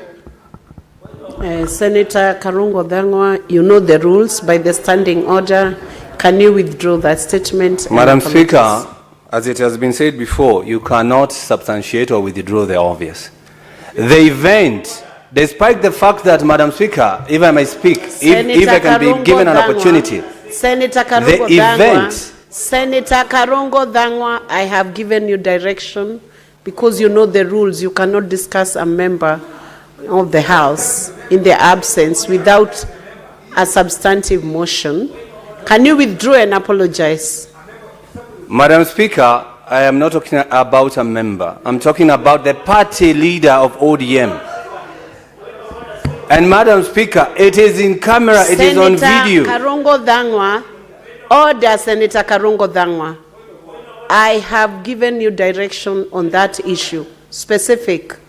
Can you proceed to withdraw and apologize so that we can proceed? Madam Speaker, I want to withdraw the statement that the party leader of ODM spit a cake that he was eating by saying he never swallowed it, Madam Speaker. So thank you very much, Madam Speaker. I withdraw and apologize. Senator It's done. I withdraw. Thangwa, what is your point of order, Senator Chiradige? Mr. Speaker, Madam Speaker, sorry. You know, we should be stickler of our own rules. Standing Order 122, you have made a ruling.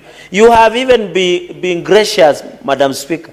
You have tried to even beg him to apologize. Madam Speaker, Standing Order 122 crossed disorderly conduct. And he has even made further worse by asserting that the distinguished Senator of Siaya and the most revered ODM party leader, Senator Oburu Odinga, went ahead and spit the cake. Yet he was not there. Madam Speaker, I want to invite you to Standing Order 122, cross disorderly conduct. A senator commits an act of cross disorderly conduct if the senator defies a ruling or direction of the speaker or chairperson of the committee. Madam Speaker, I want to invite you to throw out the Wamunyora Deheran so that he can go and say those things in public rallies, not on the floor of this house, Madam Speaker. Senator Chiradige, I believe Senator Karungo Thangwa has withdrawn that statement and apologized because he knows the statement he is quoting. He's out of order. He didn't have the substantiation. Thank you very much, Madam Speaker. Senator Thangwa, your time is up. I didn't say anything, Madam Speaker. I didn't say anything, Madam Speaker. Just resume your seat. Senator Mariam Sheikh, take the floor. Sit. Senator Thangwa, resume your seat. You are out of order now. Senator Thangwa, you are out of order. You are out of order. That is the first warning, Senator Thangwa. I now, Senator Thangwa, Senator Karungo Thangwa, can you withdraw? I now order you to withdraw from Senate for the rest of the day. Exit. Exit.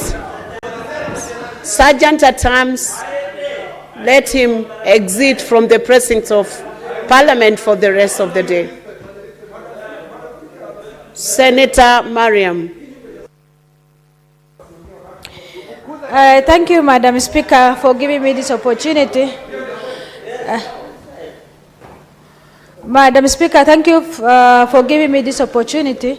Madam Speaker, I wanted to add also my voice on the statement raised by Senator Tharaka-Nithi County, Madam Speaker, on the issue of retention of the mothers in the hospital. Madam Speaker, last week we are in Bungoma County and Kakamega County, Madam Speaker, and most of the mothers are teenage pregnancy and they don't have ID. And Madam Speaker, I encountered with one, which is, she's 24 years, but she don't have an ID. But the husband is willing to register and discharge. But Madam Speaker, the SHA will not allow that if you are above 18, you cannot, your husband cannot take over to pay your SHA, your bill. Madam Speaker, I urge, and I also urge the House that we have to proactive that when it comes to underage, that is dependent can pay for you. But when you are above 18 and you have no ID, and you are a mother, and you have given birth, the kid has been registered by their father, but the mother cannot be registered under the dependent of her husband. So we have, as a House, to make amendments on that SHA bill so that at least any person who is married given birth, which she don't have an ID, but she must use her husband account. Madam Speaker, and also on those, also the health sector is devolved. Madam Speaker, SHA is working on the ground, but national government cannot work alone. The county government can come over and work on together so that at least these mothers who are detained be released from the hospital. Madam Speaker, there is also another scenario which I have encountered. The baby has been discharged under the father's account, but the mother is retained in the hospital because of no ID. So in that case, it is ours as members, as senators, to make amendment on that clause so that all the mothers must be discharged on their bill. Thank you, Madam Speaker. Senator Consolata. Thank you. Senator Marin. Hey, you are coming, wait. Thank you, Madam Speaker, for the opportunity. I would like to contribute towards a statement by Senator of, it's called Senator Thangwa. sorry, about the humanitarian crisis that is being witnessed in Saudi Arabia, especially the female domestic workers who really encounter a lot of, they encounter grueling conditions in the diaspora just because they have gone to seek for jobs. I don't know as a government if we have got a concrete legal protection framework, or in case we have one, then it means it is insufficient or rather inadequate. So maybe we need to panel beat the legal framework and incorporate all that requires for the protection of our citizens. Because of a lot of systemic abuse, exploitation, and even sometimes some even die while they are trying to struggle and get repatriated from their foreign countries. So as a country, we need to look at that because a lot of our women are having problems out there, and even our children are also having problems out there in the foreign land. They tend to get there maybe because they haven't gotten adequate training to capacity build their potential in maybe holding some appliances that are used in those working stations they are being employed to, or sometimes due to language barrier, maybe they are unable to communicate very well with their bosses, and therefore there is need for us to enhance that, to enable our workers to have a safe working environment.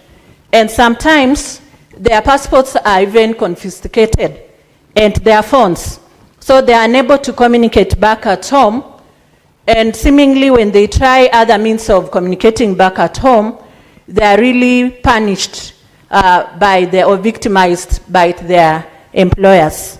So there is need to look at that, and in regard to my presentation, I want to support that statement by Senator Thangwa.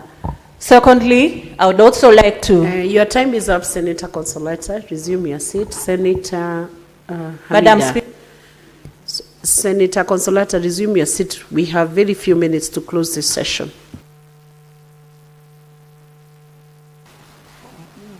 Asante.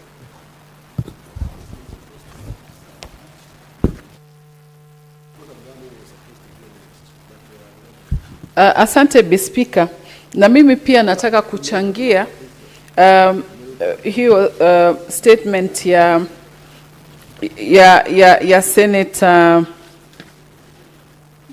ya Senator Gataya Mofa, mambo ya uzazi.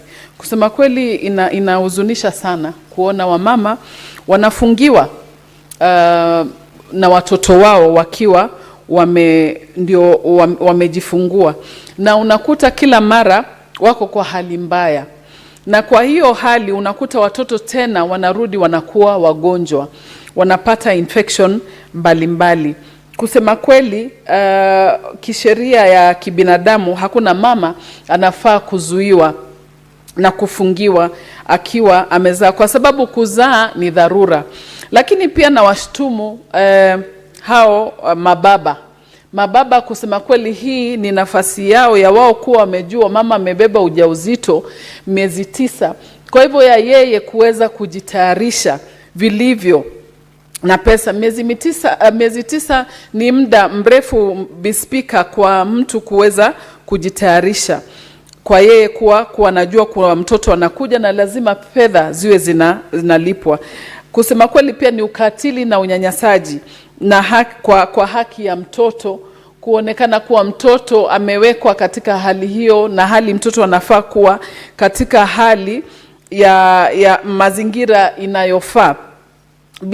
Speaker, tulimhoji governor wa Nairobi kwa hiyo mambo, kama kulikuwa na Mama Lucy Hospital kwa wamama waliweza kufungiwa, na yeye akajibu akasema, sasa nyinyi mnatarajia nifanye nini?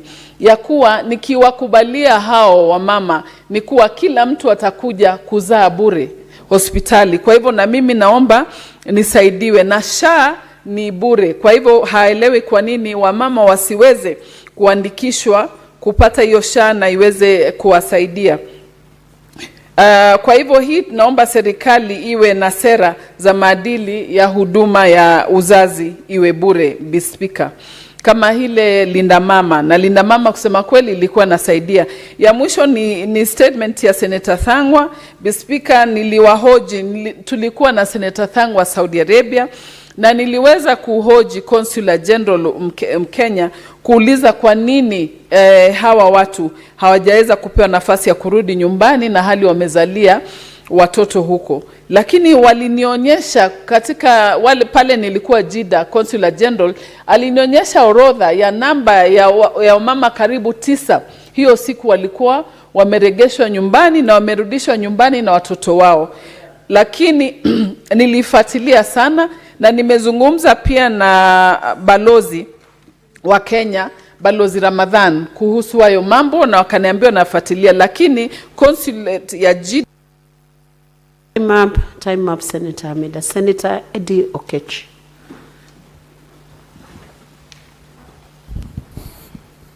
Madam Speaker, I wanted to make a quick comment on the statement by Senator Okiya Omtata with regard to the state of infrastructure development in Kenya's sugar belt regions.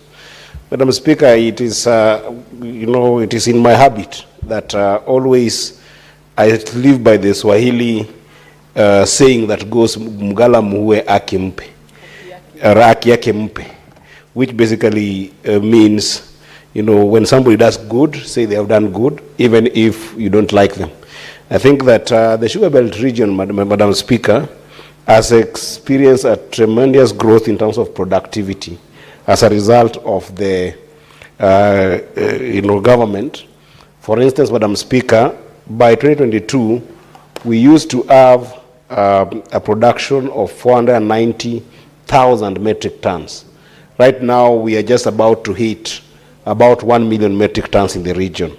And this has impacted a variety of things, including reducing sugar importation by a whopping 70%, and also making sure that farmers continue to get paid properly and on time, much more in the western region as well as in the Nyanza region. But that's notwithstanding, Madam Speaker, despite having passed the Sugar Bill Act that we did pass, which even included zoning of some areas, Madam Speaker, and making sure that these huge tractors are not poaching sugarcane from overly long distances and in return causing a lot of accidents as well as just causing a lot of damage on the roads.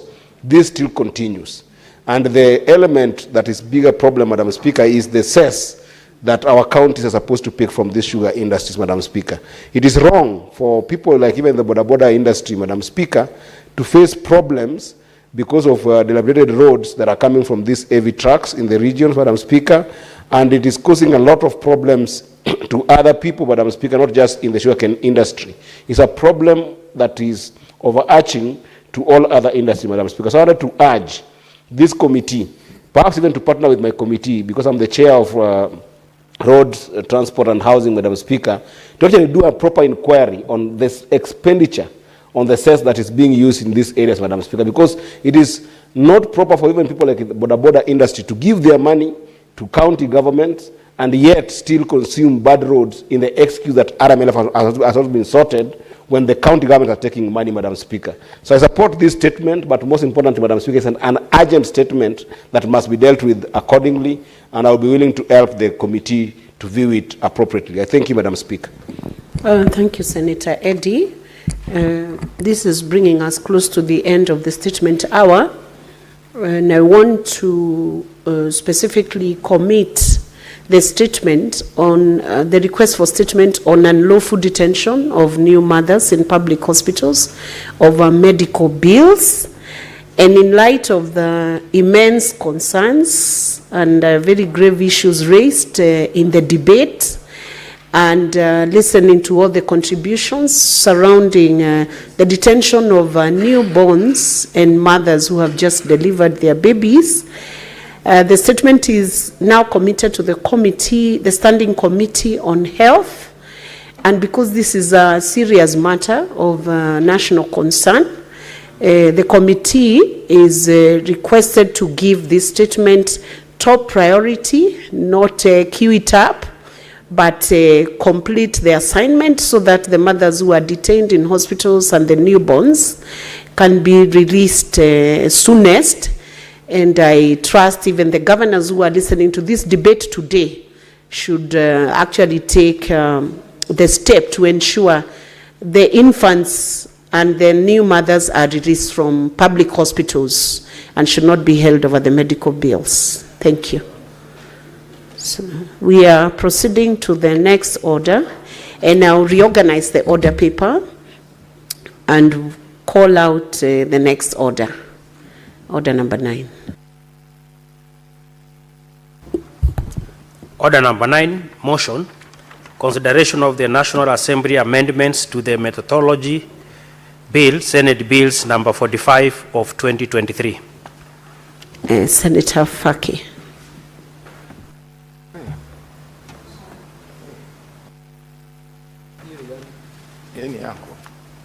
Thank you, Madam Speaker. Madam Speaker, I move that the National Assembly amendments to the Meteorology Bill, Senate Bills number 45 of 2023, be now considered. Madam Speaker, the Senate passed the Meteorology Bill, Senate Bill number 45 of 2023, and the bill was transmitted to the National Assembly, where they passed it with some amendments. Now, the Committee on Lands, Environment and Natural Resources has considered those amendments, and they are of the opinion that the amendments do not in any way affect the initial bill as drawn. We therefore recommended that the same be passed as amended, and therefore we wish to have this bill reconsidered with the amendments that have been passed by the National Assembly, and I invite my Vice Chair, Senator Nyamu, to second this motion. Thank you. Senator Nyamu, let's proceed. Madam Speaker, I second that motion.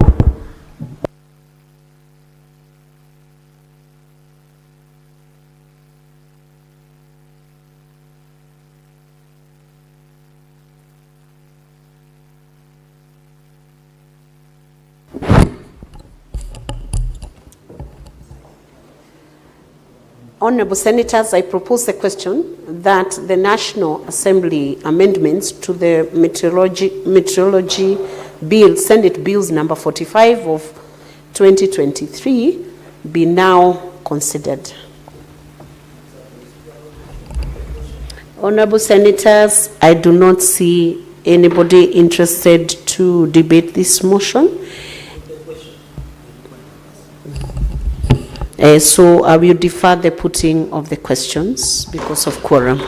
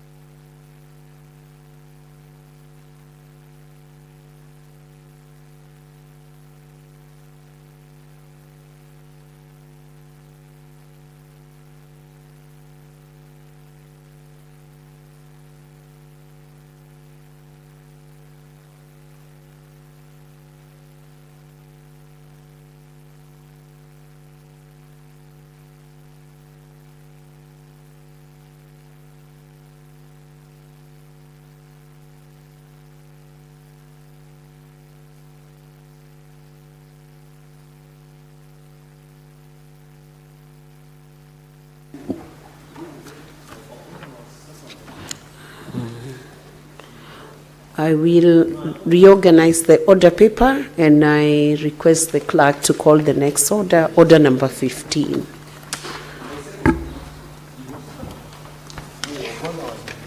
Order number 15, motion, establishment of national teaching and referral hospitals in Kenya, resumption of debate.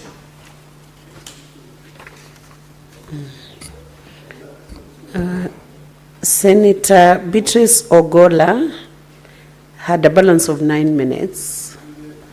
She's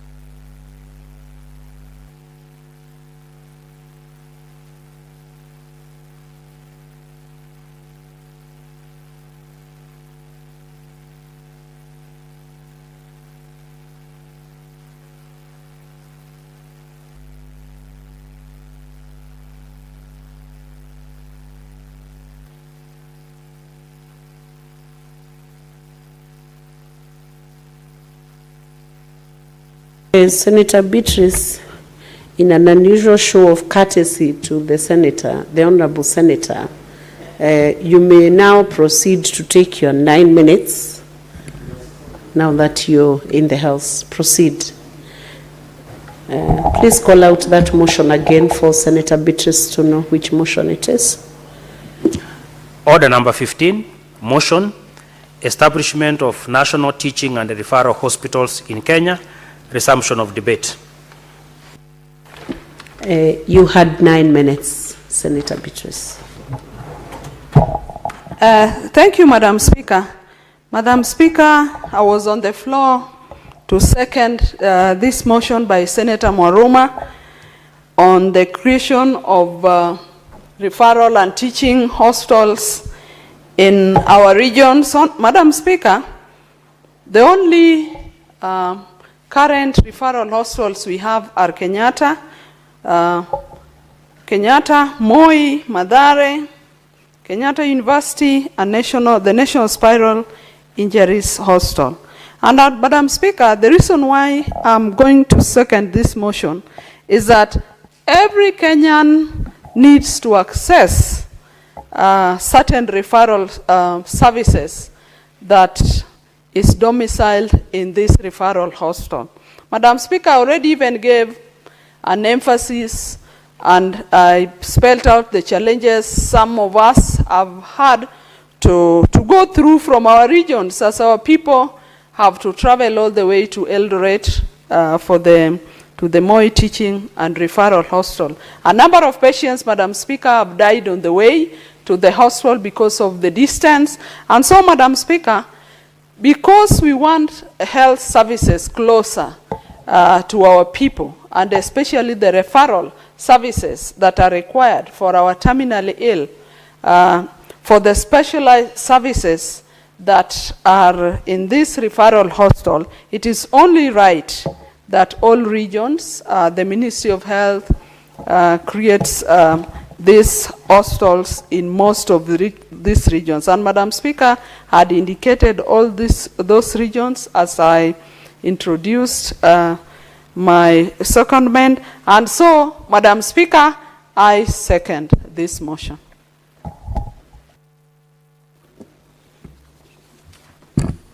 Thank you, Honorable Senator. Honorable Senators, I propose the question that aware that Article 43(1)(a) of the Constitution of Kenya provides that every person has the right to the highest attainable standard of health, including reproductive health, noting that in Kenya we have 5 national teaching and referral hospitals with Kenyatta University Research and Teaching Hospital in Kiambu County and Moi Teaching and Referral Hospital in Eldoret, Uasin Gishu County being the only ones outside Nairobi County, concerned that the bed capacity, medical equipment, and human capital in these national teaching and referral hospitals are not sufficient to absorb all the patients seeking specialized treatment.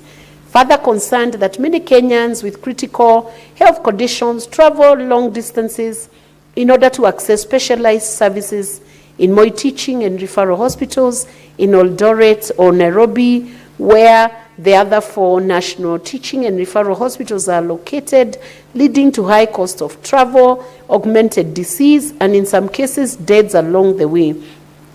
Now, therefore, the Senate urges the Ministry of Health to establish national teaching and referral hospitals in the coast, eastern, northeastern, Nyanza, and western regions, and fully equip the national teaching and referral hospitals with modern equipment, medical supplies, and personnel, and 2, the county governments to allocate more funds to their respective health dockets to adequately facilitate their county level 5 and level 6 hospitals in order to enhance provision of critical health services to reduce the demand for such services from the national teaching and referral hospitals.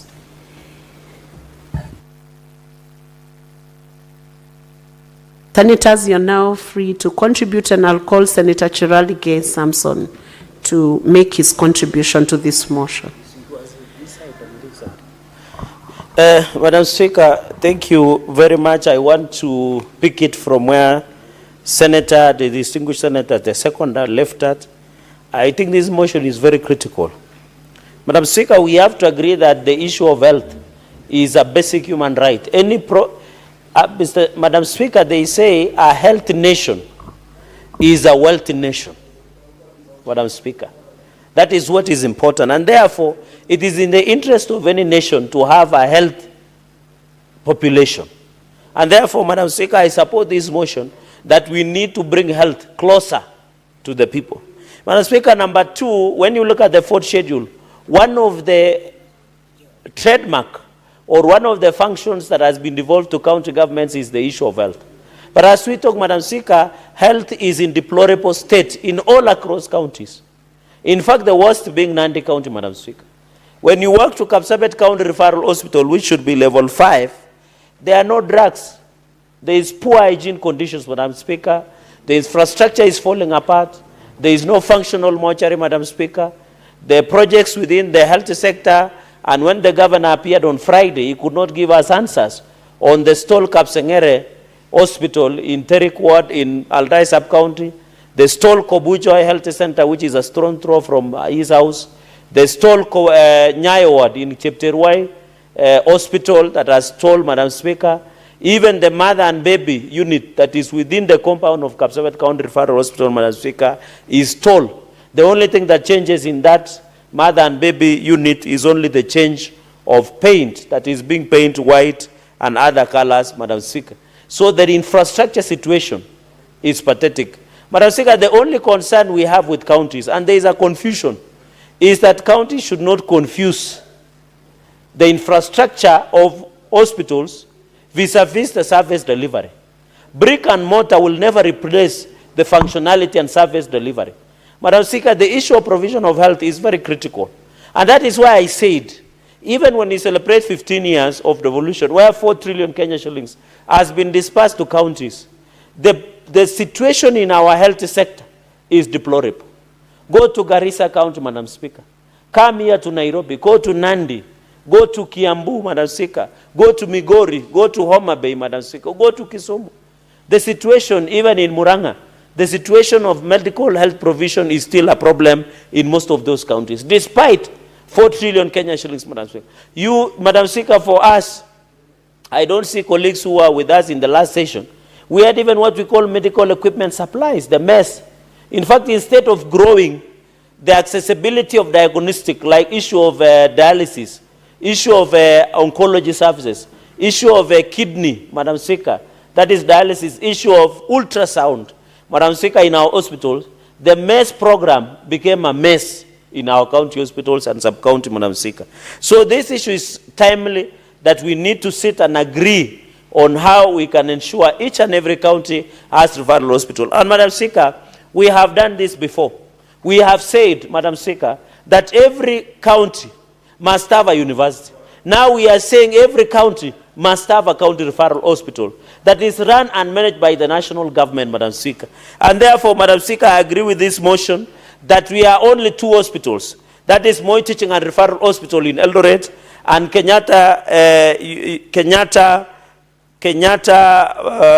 Kenyatta University Research and Teaching Hospital that is in Kiambu County. Madam Speaker, we need to propose, and the national government should work with our counties. For example, I want to thank the President, Madam Speaker, that Jaramogi Oginga Referral Hospital in Kisumu has been gazetted, is now a referral hospital. Courtesy of broad-based government, Madam Speaker, and we should be proud of such achievements, Madam Speaker. Number 2, Madam Speaker, we need in the spirit, we need to make, and I'm happy that the national government has taken over the construction and completion of Kakamega County Referral Hospital. That one should also be referral, because Moi Teaching and Referral Hospital is being overwhelmed. If the Jaramogi Oginga Referral Hospital becomes functional, Madam Speaker, it will be decongest Moi Teaching and Referral. And to give facts to Moi Teaching and Referral, because I come from that region, you go, Madam Speaker, you find even people coming from Murang'a, your county, people coming from Mandera to seek services in Moi Teaching and Referral, which is overwhelming the system of teaching and referral. Madam Speaker, to give you numbers of Moi Teaching and Referral Hospital and also give you KNH, Moi Teaching and Referral Hospital, Madam Speaker, it has 2,000 admissions inpatient. It has 3,000 walk-in patients per day in Moi Teaching and Referral Hospital in Eldoret. Madam Speaker, I want to thank the President also, in the spirit of broad-based government, that yesterday there was a groundbreaking of 20 billion new ultra-model Moi Teaching and Referral Hospital in Eldoret, Madam Speaker. This is to expand and meet the ever-changing needs in Moi Teaching and Referral Hospital, Madam Speaker. The Moi Teaching and Referral Hospital in Eldoret have said they have 2,000 inpatient bed capacity, Madam Speaker, 3,000 walk-in daily. Madam Speaker, I'm aware they used to get 8 billion Kenyan shillings, but 2 billion, Madam Speaker, was cut and it became to 6 billion. Madam Speaker, the Moi Teaching and Referral Hospital of Eldoret collecting 5 billion in own source revenue. We need to encourage them under Facilities Improvement Act to even, I expected by now, that Moi Teaching and Referral Hospital, in their income on all source revenue, they must collect, Madam Speaker, up to 10 billion, so that they can break the gap, Madam Speaker, they can bridge the gap, Madam Speaker, of the underfunding that was cut in the previous budgetary allocation. Madam Speaker, I want to challenge the management from the CEO, the chairman of Moi Teaching and Referral Hospital in Eldoret, That hospital, the services have gone down. The place is dilapidated, Madam Speaker. The place is very dirty. And also referral system has failed in Moi Chichika Referral Hospital in Eldoret. I want to challenge the CEO and the management, the chairperson of Moi Chichika Referral, to improve. I am aware there are challenges of understaffing of nurses, Madam Speaker, because they need more than 2,000, but they have less than 1,000 nurses. Those are issues that they can fix, but they must improve on the service. We need quality service. Even in Kenyatta National Hospital, you remember the case, Madam Speaker, of a doctor that was an intern or a doctor that was here in Kenyatta National Hospital. When it reached a point of seeking medical, he could not be treated in KNH, Madam Speaker. There are so many problems that KNH is facing. Although there are good problems, there are good solutions that they have given. I saw they did the first reconstructive of face surgery that was done by KNH, Madam Speaker. I am proposing that despite the challenges that Kenyatta National Hospital is facing, we need the management and the CEO to up the game to ensure KNH provides best of the best services across in the Kenyatta National Hospital. Madam Speaker, we need to upgrade Coast General Hospital to be a referral hospital, Madam Speaker. For a start, I know there are not enough funds, but I want to appeal to government. Let us transform Coast General Hospital to become a national referral hospital to take care of Coast Region. I am proposing that Garissa County Referral Hospital be now taken to National Referral Hospital together for Northern Kenya, Madam Speaker. I am proposing now Jaramogi Referral Hospital has been gazetted. It's now a functional, its independence, Madam Speaker. Another one is Kakamega. I have proposed Kakamega County Referral Hospital to be Kakamega Referral Hospital. Madam Speaker, for the Mulima, or the famous Murima, I am proposing that Otaya Hospital or Aini in Nyeri be now upgraded to National Hospital so that it can take care of the Murima region or Mount Kenya region, Madam Speaker, where you are the proud daughter of the House of Mumbi from Muranga, and we are proud of what you are doing as the SG Emeritus of UDA. Madam Speaker, I propose Katundu Hospital be now upgraded to referral hospital to take care of the central region, that is Katundu, that is Kiambu County and Muranga County, Madam Speaker. And also propose Turkana Hospital, County Referral Hospital, to take care of the northern part, including Marsabit and Turkana, so that each and every Kenyan can access, Madam Speaker. Madam Speaker, I know the funding might not be sufficient to establish every county together referral hospital, but that should be the blueprint of providing medical care so that we don't run afoul. Madam Speaker, as a senior lawyer in this country, you know, right to health or medical services is a human right, it's a basic right. You know, there are basics. There is food, shelter, and as you said, clothing. Food, shelter, there are normally three. I'm forgetting one. Food, shelter, and the other, Madam Speaker, and housing. And now we should add that health, Madam Speaker. We need to add that it's a basic human right. Madam Speaker, on the issue, and therefore, even as we talk about SHA, I've had people, and we were discussing a good topic, Madam Speaker, in conclusion, because my light is on, I'm winding up, is that the SHA, I have had the situation, SHA is working. Why, if SHA is not working, why are 30,000 Kenyans registering daily for SHA? Madam Speaker, more than 20 million Kenyans have registered for SHA. Madam Speaker, the reason our mothers are detained, and I wish our colleagues were here, Madam Speaker, and you are a mother, Madam Speaker, the reason most mothers are detained in our hospitals is because of the following. One, they are underage. Two, some of them are aliens, Madam Speaker. Three is lack of proper documentation. And we should put the blame where it lies. The Migori County government has failed. Nandi County government has failed, Madam Speaker. Nairobi County government has failed. Health is devolved. SHA is working, but the health in counties is not working. Madam Speaker, we should get those two distinctions. I have met Kenyans of success stories that when they went to hospital and the bill came out, SHA took care part of it. And I want to challenge People who are saying SHA is not working, give us an insurance that pays 100% of your medical cover. Even Parliament here, Madam Speaker, the Parliamentary Service Commission, dental cover, Senator Eddy, covers only 75,000. So if today you fly to Turkey or to America and put teeth braces of gold, which is 200,000, Parliament will not cover, because the limit is 75,000. So let's stop lying to Kenyans. There is no medical cover that will give you 100%. I don't know anywhere in this world, even the Obamacare that was in America, even any medical care, even in insurance law, the medical insurance does not cover 100%. SHA is a success story that will transform universal health coverage in this country. I want to challenge mothers who have been detained that they need to ensure that and I'm happy the president has said Kenyans who are not able to pay, they can register, Madam Speaker.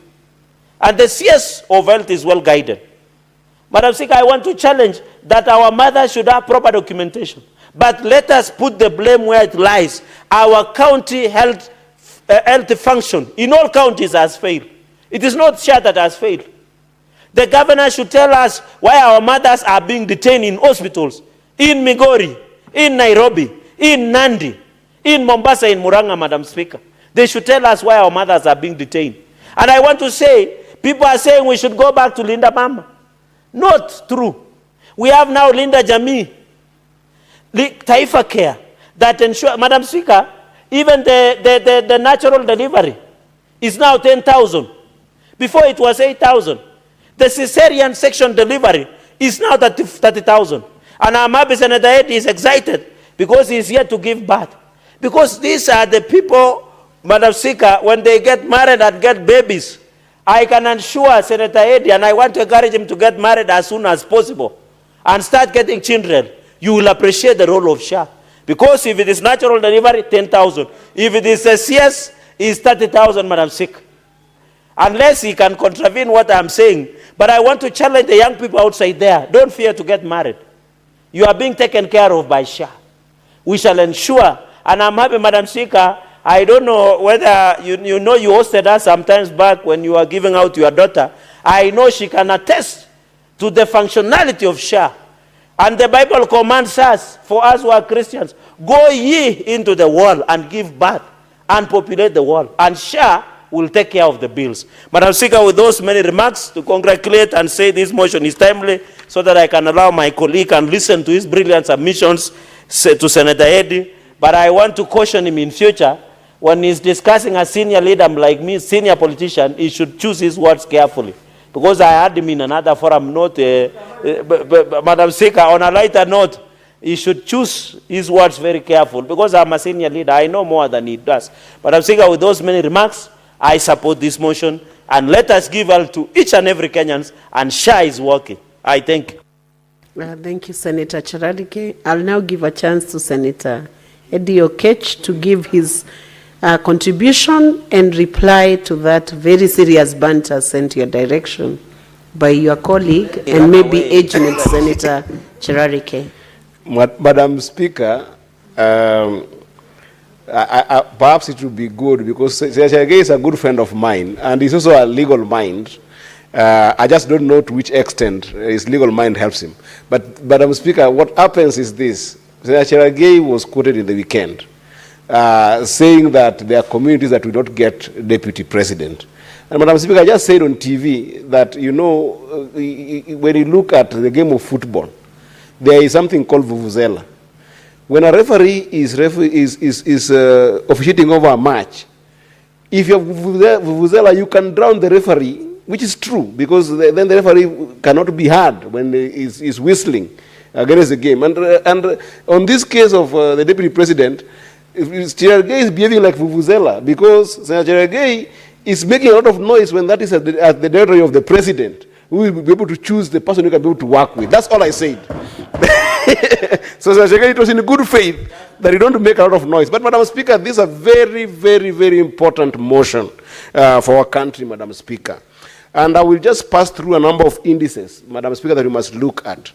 Today, if you cast your eyes, Madam Speaker, in our counties, The biggest problem, Madam Speaker, is that there has not been focus on primary and secondary care by the facilities that we have in our communities. If you start from the dispensary to health centers to county hospitals, level 1 all the way to level 5, Madam Speaker, they cannot focus on primary care and secondary care, Madam Speaker, because of serious congestion.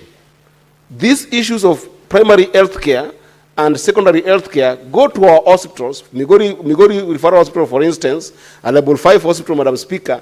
These issues go to these hospitals, but then when there is need to focus on the specialized treatment of just 1 or 2 cases in those hospitals, Madam Speaker, what happens is then that all the possible nurses and all the possible specialists who are in our hospital, Madam Speaker, forget about the swath of these primary and secondary health cases and then have to focus on this specialized case, Madam Speaker. So this is the first thing, Madam Speaker, that this motion solves, Madam Speaker.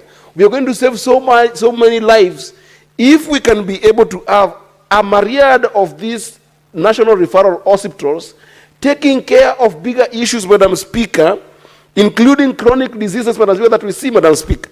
If you think about the management of chronic diseases in our counties, Madam Speaker, if you think about cancer, you think about mental health issues, Madam Speaker. Right now, the most dependable mental health hospitals, Madam Speaker, in the country is Mathare Hospital. What happens to people who are not within Nairobi and the environments of Nairobi, Madam Speaker?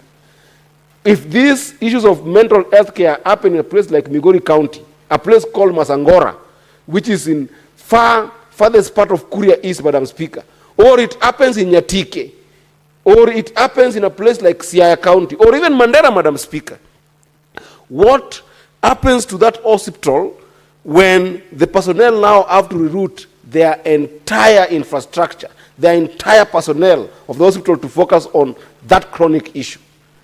It defrays the entire hospital of the right possible personnel to focus on the biggest number of primary health and the biggest number of secondary health, Madam Speaker. So this is the first thing that this motion helps us to solve, Madam Speaker, which is why I support it. I think it's a very big issue that we need to focus on, Madam Speaker. The second thing, Madam Speaker, is the issue of data.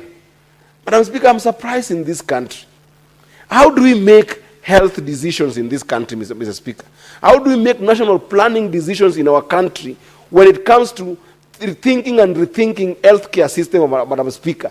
Because we don't see leadership decision, Madam Speaker, on healthcare connected to data, connected to proper data on what I would call the disease burden, Madam Speaker. We keep on seeing emerging diseases, we keep on seeing recurring diseases in the country, but there's no proper interrogation of data with regards to solving these diseases in the planning phase of our country, Madam Speaker. This will happen when we can cast our eyes in every region, if we cannot do it in every county, Madam Speaker, and be able to cast our eyes in establishing stronger institutions of higher level of hospitals, Madam Speaker, because these institutions of referral level, Madam Speaker, what they bring that is very big in terms of being able to build a database of the disease burden, Madam Speaker, is they are not only places where you take specialized treatment cases or chronic diseases problems, Madam Speaker, they also become the hub for research and innovation. They become the hub for learning and training, Madam Speaker. And it is in the processes of R&D, research and development, Madam Speaker, that you constantly interrogate data. You constantly build data. You constantly renovate data, Madam Speaker, that then will inform the issue of using data to be able to bring about an analysis on disease burden and dealing with them for once and for all, so that the national planning, Mr. Speaker, Madam Speaker, is not a place of guesswork. It's a place that is informed by proper institutions of higher research, higher development, and higher innovation, Madam Speaker. Closer to that, Madam Speaker, when I'm still in that issue of research and innovation, Madam Speaker, it is high time, Madam Speaker, that our country, as Kenya, must start competing with countries that have made stride in terms of proper technology that can be able to be cutthroat technology in dealing with diseases, Madam Speaker. Even to the expense that we can be able to make sure that we can go to suitability of technology that analyzes our own diseases as they are manifesting in our communities, Madam Speaker. Today, lives are being saved in a number of countries that are, whether third world or second world or first world. The competition here, Madam Speaker, is the utilization of technology, Madam Speaker.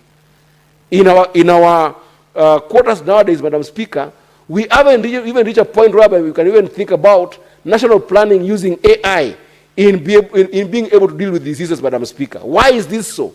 Because we don't have enough national referral hospitals that can be a hub of innovation and research, particularly on technology, Madam Speaker.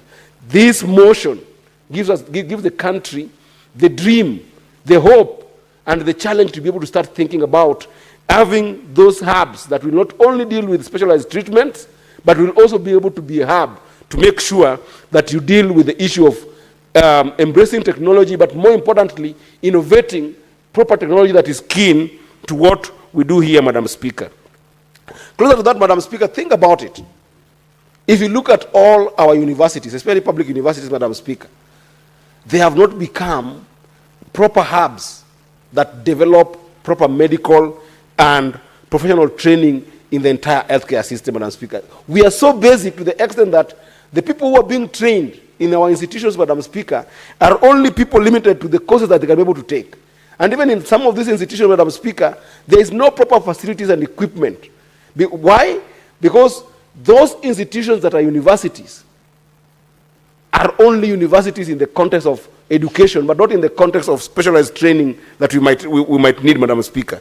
These hospitals, if they were properly built, Madam Speaker, will buoy the idea of bringing about doctors, nurses, who are not only going to consume textbook contents, Madam Speaker, but day in, day out, they will be interacting with proper practice in dealing with real-time diseases and problem in those hospitals, Madam Speaker. So it's a very big opportunity, Madam Speaker, that if you can have this regional expansion of this national referral hospital, Madam Speaker, we will have an opportunity to build a proper human resource and human capital that will help us, boost the entire medical profession by being able to make sure that they are not just institutions that will be able to treat specialized issues or treat chronic diseases, Madam Speaker, but they will be practical partners to our universities, Madam Speaker.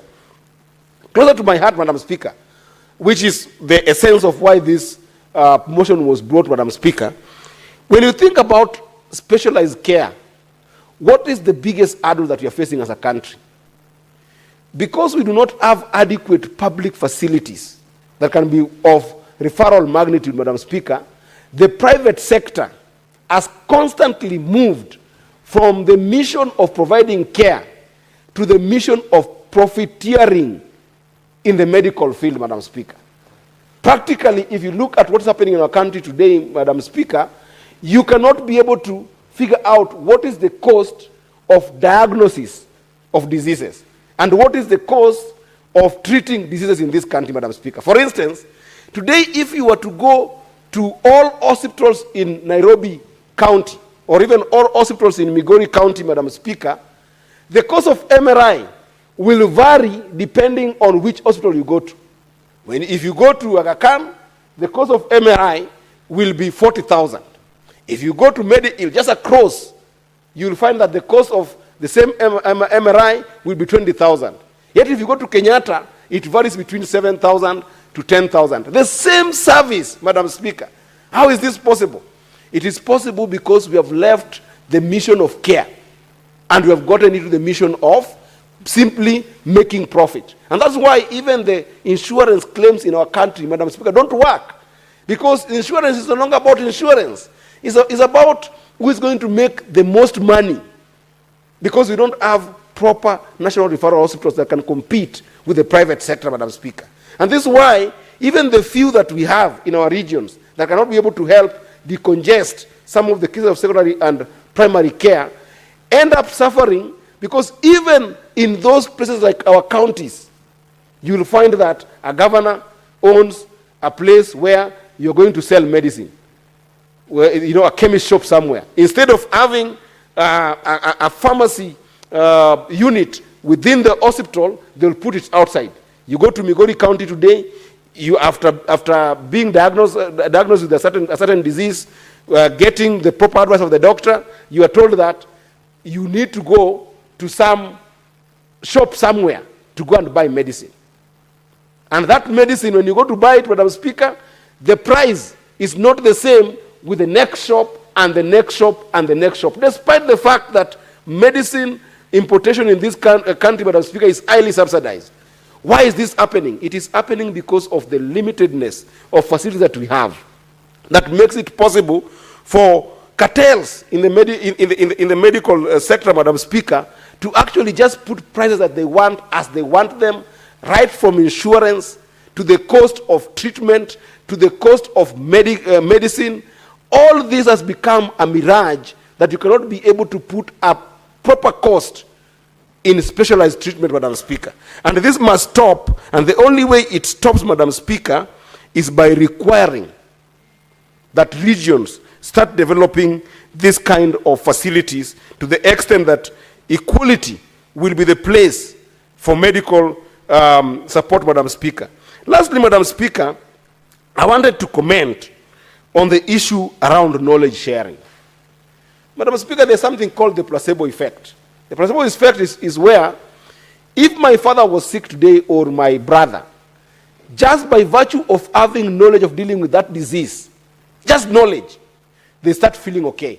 The same way they will feel okay by the virtue that they have just accessed a proper equipped facility to the extent that they start having psychological balance that they have hope they'll get better. That alone can reduce the impact of any kind of ailment in their lives by even 10 to 50%. Madam Speaker, if you go to countries that have made strides, you go to the United States, you go to the Asian tigers, you go to European countries, the biggest element that referral hospitals do, Madam Speaker, is making sure that they are the hubs of disseminating information, giving communal knowledge, giving national knowledge with regards to information about diseases and complexities that are emerging in the medical field, Madam Speaker. And even technologies that are being developed, some of which can be self-utilized by the population, Madam Speaker.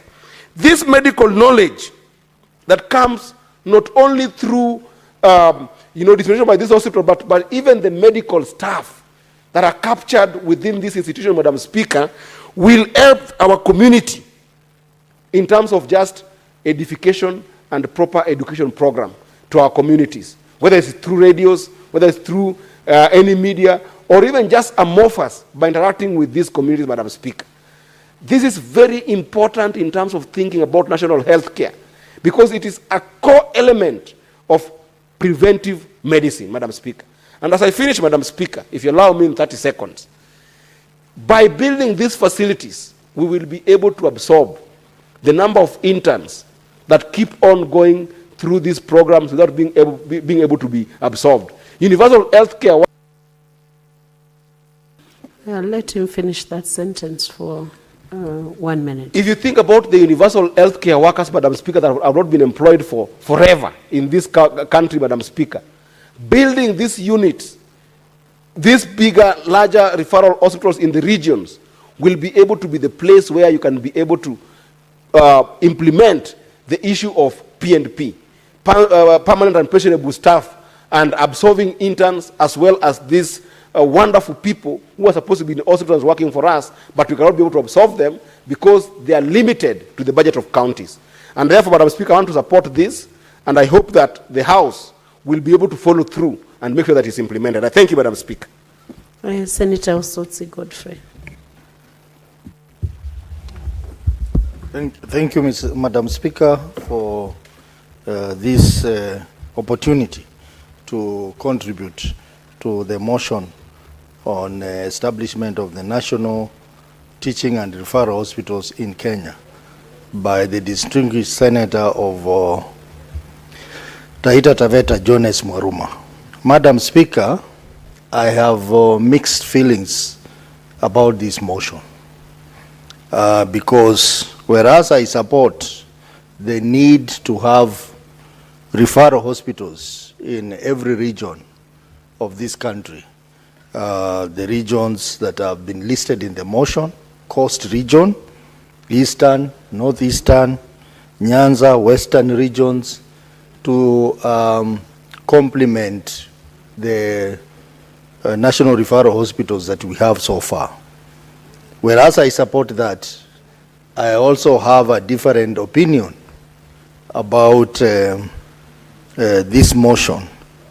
And that opinion is expressed in the second resolution that this motion seeks, which is seeking that the county government to allocate more funds to the respective health dockets to adequately facilitate their level 5 and level 6 hospitals so that they can enhance the provision of critical health services to reduce the demand of such services from the National Teaching and Referral Hospital.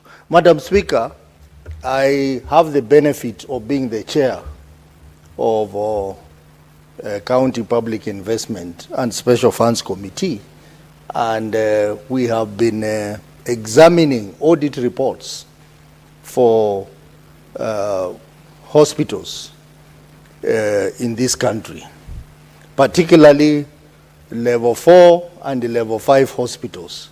And Madam Speaker, I can tell you that if you look at the audit report for county hospitals, it is horrible. All manner of governance issues are in our hospitals. No wonder, Madam Speaker, every day I sit in this house, I hear members bringing statements on status of healthcare in this country, because our county hospitals are mismanaged. If it is the issue of how to manage staff, that problem is common across all county hospitals. Management of HR, issues of bloated staff, issues of unaccounted for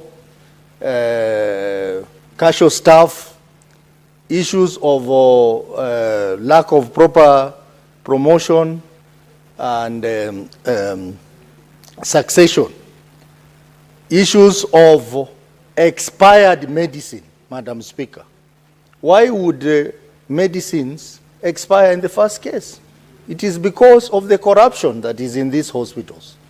They would rather give a patient a prescription to go and buy drugs outside the hospital. And one common thing that has come up is that we have a proliferation of chemists around county hospitals.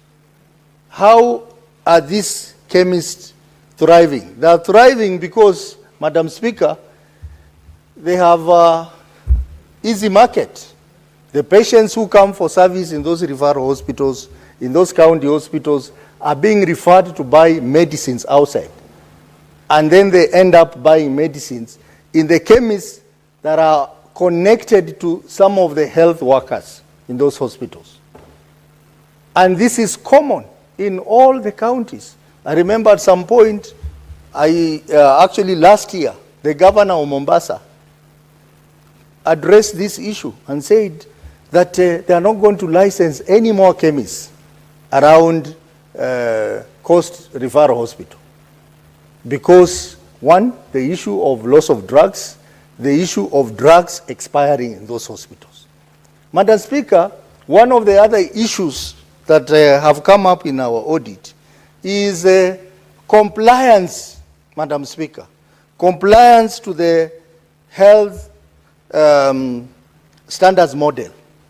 There is a model that has been given by the Ministry of Health to all county hospitals on the number of medical equipments that are required, on the number of health workers required in terms of nurses, in terms of specialists, doctors, in terms of clinic officers and all.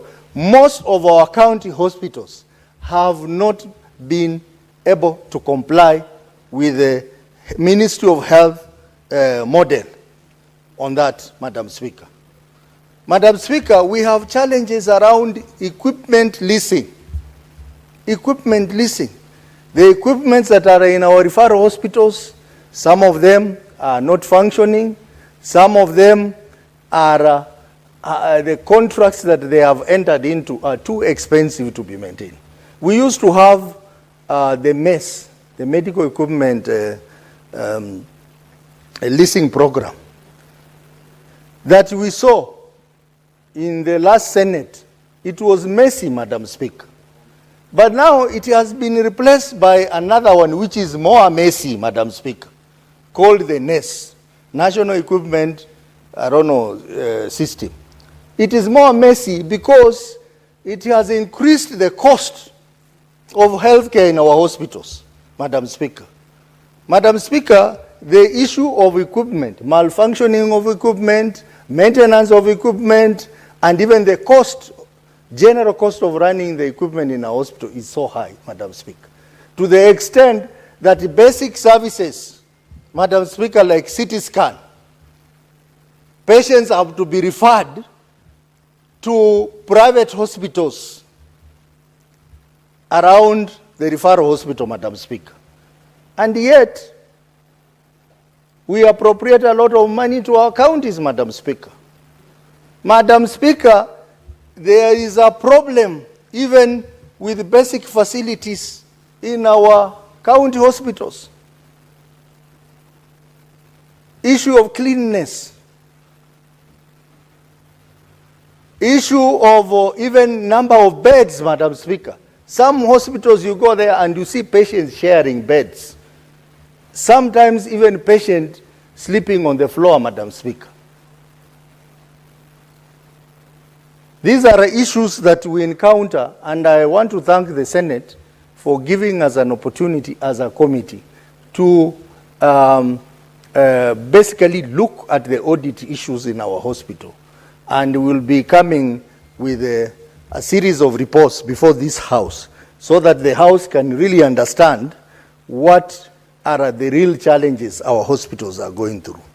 Madam Speaker, even issues of financial management in our hospitals, you find that the county executive financial statement are intermingled with the hospitals. And the PFM is very clear that hospital entities are supposed to have their own separate financial statements so that they are audited separately. But you still find that assets for the hospital are still in the name of the county, or they are still in the name of something else. So I am basically trying to give the picture of the financial and the governance performance of our hospitals, so that, Madam Speaker, when we say we want our county hospitals to be upgraded to referral hospitals, then we will be making sense. Because I've seen a proliferation of requests from counties that the county referral hospitals to become national referral hospitals. They are basically pushing the problem. Counties are basically saying that we cannot manage this, we are asking national government to take over. How can you become a level 6 hospital when, according to the auditor, you have not even met the basic standards of becoming even a level 4 or a level 5 hospital? I have seen a number of requests by our counties to convert their level 4 and level 5 hospitals into level 6. And basically, that is driven by the failure of our counties to manage healthcare. They want now to take it to the national government, so that pressure is not on them. Mr. Speaker, for that reason, I am very hesitant to support this motion that because our counties have failed to manage level 4 and level 5 hospitals, then we should now indirectly transfer that functions to the national government. We have been discussing here, Madam Speaker, on the need to have a comprehensive transfer of functions from the national government to the counties. We have been saying 80% of the health budget is retained at the national level. And yet, health is primarily a devolved function. But here, we are now saying as a Senate that now our hospitals should now be upgraded from the county level 4 and level 5 to become national referral hospitals at level 6. This is a contradiction, Madam Speaker. We cannot be pushing for the transfer of functions from the national government and at the same time indirectly transferring them back to the national government. Madam Speaker, I can see you are nodding, and I know you are strong chair of, vice chair of devolution committee. These are the things you've been pushing hard. This motion, and I have great respect for Senator of Taita Taveta, but I find this motion to be contradicting our position as a Senate. What we should be saying is we should be asking our counties to invest more money in our county hospitals. We should be asking the national government to increase allocation or basically transfer all health functions to the counties and transfer with money. But now asking them that now that our governors have failed to manage our county hospitals, now we should again transfer that burden back to the national government. That is not making sense to me, and I do not support this motion on that thinking, Madam Speaker. My thinking is that we need more money to be appropriated to our county hospitals. We need more money from the national government to support health in our counties. That will be progressive. Because if we join this stampede to convert our county hospitals into referral hospitals, Madam Speaker, we will not be doing justice to our people. I do not think it is necessary for us to have referral hospitals all over. What we want is better managed hospitals. Because in any case, Madam Speaker, this idea of referral hospitals, without having proper lower level 5 and level 4 hospitals, it means patients will be referred to referral hospitals, even basic health issues. Referral hospitals are supposed to handle complicated issues. So that is why you find KNH is congested. Because patients want to go there, enjoy better services, and they don't want to go to level 4 and level 5 hospitals. Or level 4 and level 5 hospitals are not properly equipped. So they push all their cases which they are supposed to handle back to the national referral hospital. So, Madam Speaker, on the basis that we need to improve the performance of our county hospitals, and on the basis that we need the national government to transfer all functions in health to the counties and transfer with money, I do not support this motion. This motion should have read that the national government will build new national referral hospitals.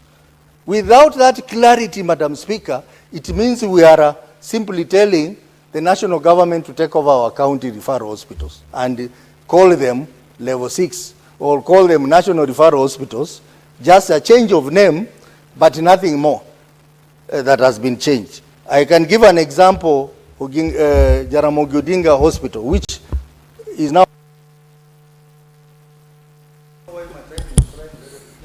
1 minute. Considering what I can see with my eyes, Madam Speaker, make it 3 minutes. Senator You know what I Osotsi, mean. 1.5 minutes. 1.5 minutes. Madam Speaker, you go to Jaramogi Odinga Hospital, which is now level 6, and you still see challenges. Even if you look at the health model, they have not even complied, but they are now being transitioned up there.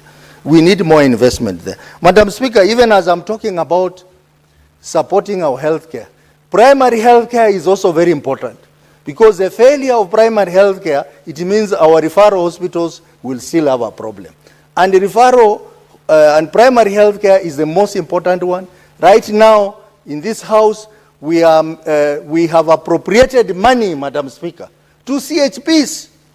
But in most counties, CHPs have not been paid for even 6 months. In my own county, my CHPs have not been paid. And every year I sit in this house, sign off 48.8 million every year to them. So you wonder what happens to the national counterpart funding and what happens to the county government funding. Madam Speaker, this is a serious issue, and I hope Senator Mandago, who is a former governor, will help us to deal with the issues of health in our counties.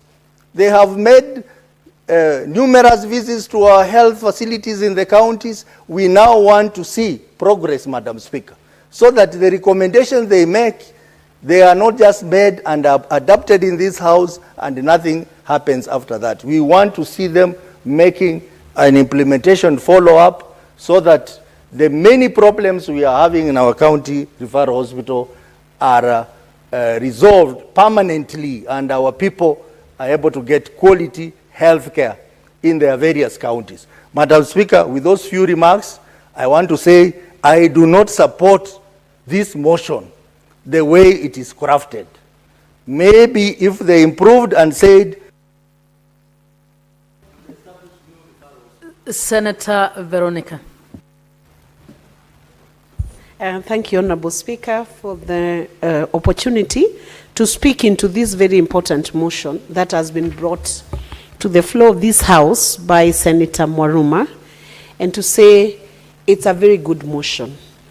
And it should be a conversation starter on how health should be managed in our country, and in our counties, Honorable Speaker. And why do I say so? Because just a few minutes ago, we had a statement here brought by Senator Mwenda Gataya of mothers who have been detained in hospital, with their newborn infants, who have been detained because they could not afford to pay the bills, the hospital bills and medical bills that were due to be paid by them upon delivery of their infants. And these are not private hospitals. Maybe they are also there in the private hospitals, because sometimes when it's time to give birth, a mother will go to the most accessible facility within her locality or within her environment. And maybe, Honorable Speaker, while in the private hospital, it may even be excusable to an extent, it is close to inexcusable in a public facility for a mother to be detained with a newborn baby, stuck there, the baby being exposed to further infections and being exposed to other risks, health risks, while they are detained in a hospital and the bill continues to be accumulated. That means, in spite of the many efforts that have been made, we are still having glaring gaps within the health sector. And I'm very happy that the Kenya Kwanza government has brought out a new program, a SHA program, SHIF, a new medical universal health coverage, so that we can begin to see how the nation will walk towards a better medical care, health care facility for all the citizens in the Republic of Kenya. You know, Honorable Speaker, being a lawyer, you already are conversant with Article 43(1)(a) of the Constitution. That provides that every person in Kenya has the right to the highest attainable standard of health, including reproductive health care. And if this is a fundamental right under the Constitution, Rights come in with obligations, and those obligations are given to the state, and they are further delegated or devolved down to the counties.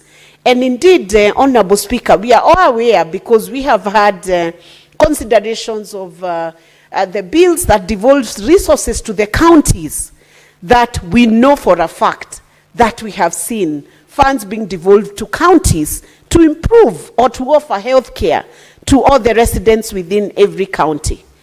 It is therefore very sad when we see this right under Article 43 being trampled all over. When we talk about accessibility of these healthcare facilities, are they accessible?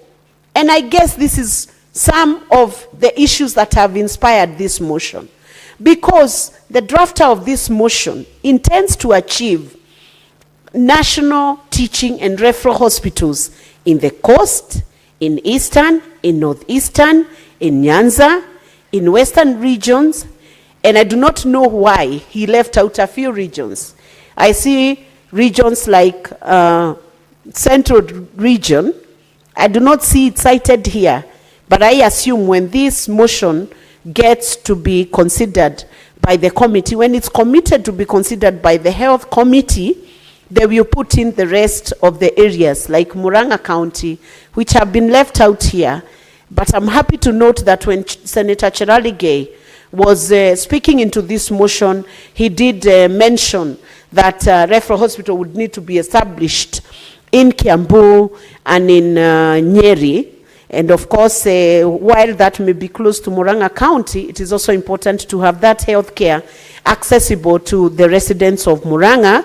And we would therefore be saying that the hospital in Murang'a, the level 5, or even a whole new entity like has been proposed by Senator Otsotsi can be considered. Now, we know counties are having challenges because the resources are not enough to fund all the activities or all the functions that have been devolved to the counties. But let me state this from the very onset. It is going to be very inexcusable for any governor and any county to hide behind the many gaps that are there and to ignore health care. And I want to say this. If in every county we were to look into the healthcare facilities that are supposed to be given to allow citizens to access acceptable healthcare services, Honorable Speaker, even if that county did not do any other thing except just doing the health function or performing the health function so well, you can be sure they'll walk away with an accolade. And let me single out one county where we were invited to go and see the launch of a level 5 hospital in Kirinyaga County.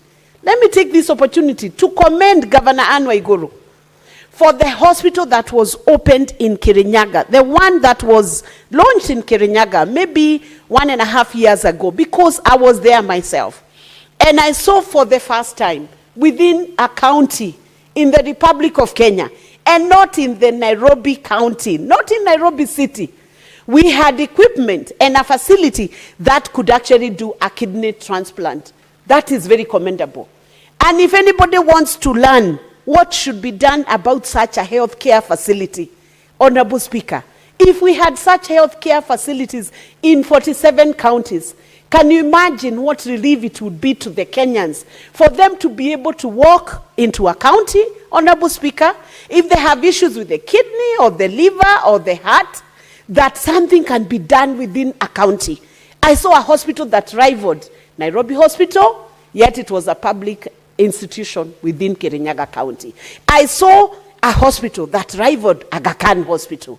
I saw a hospital that rivaled, I could not tell when you are inside, if you're just blindfolded, taken to that hospital, in the maternity wing, you will not know whether you are not in the Avenue Hospital in Nairobi or Avenue Hospital in Thika.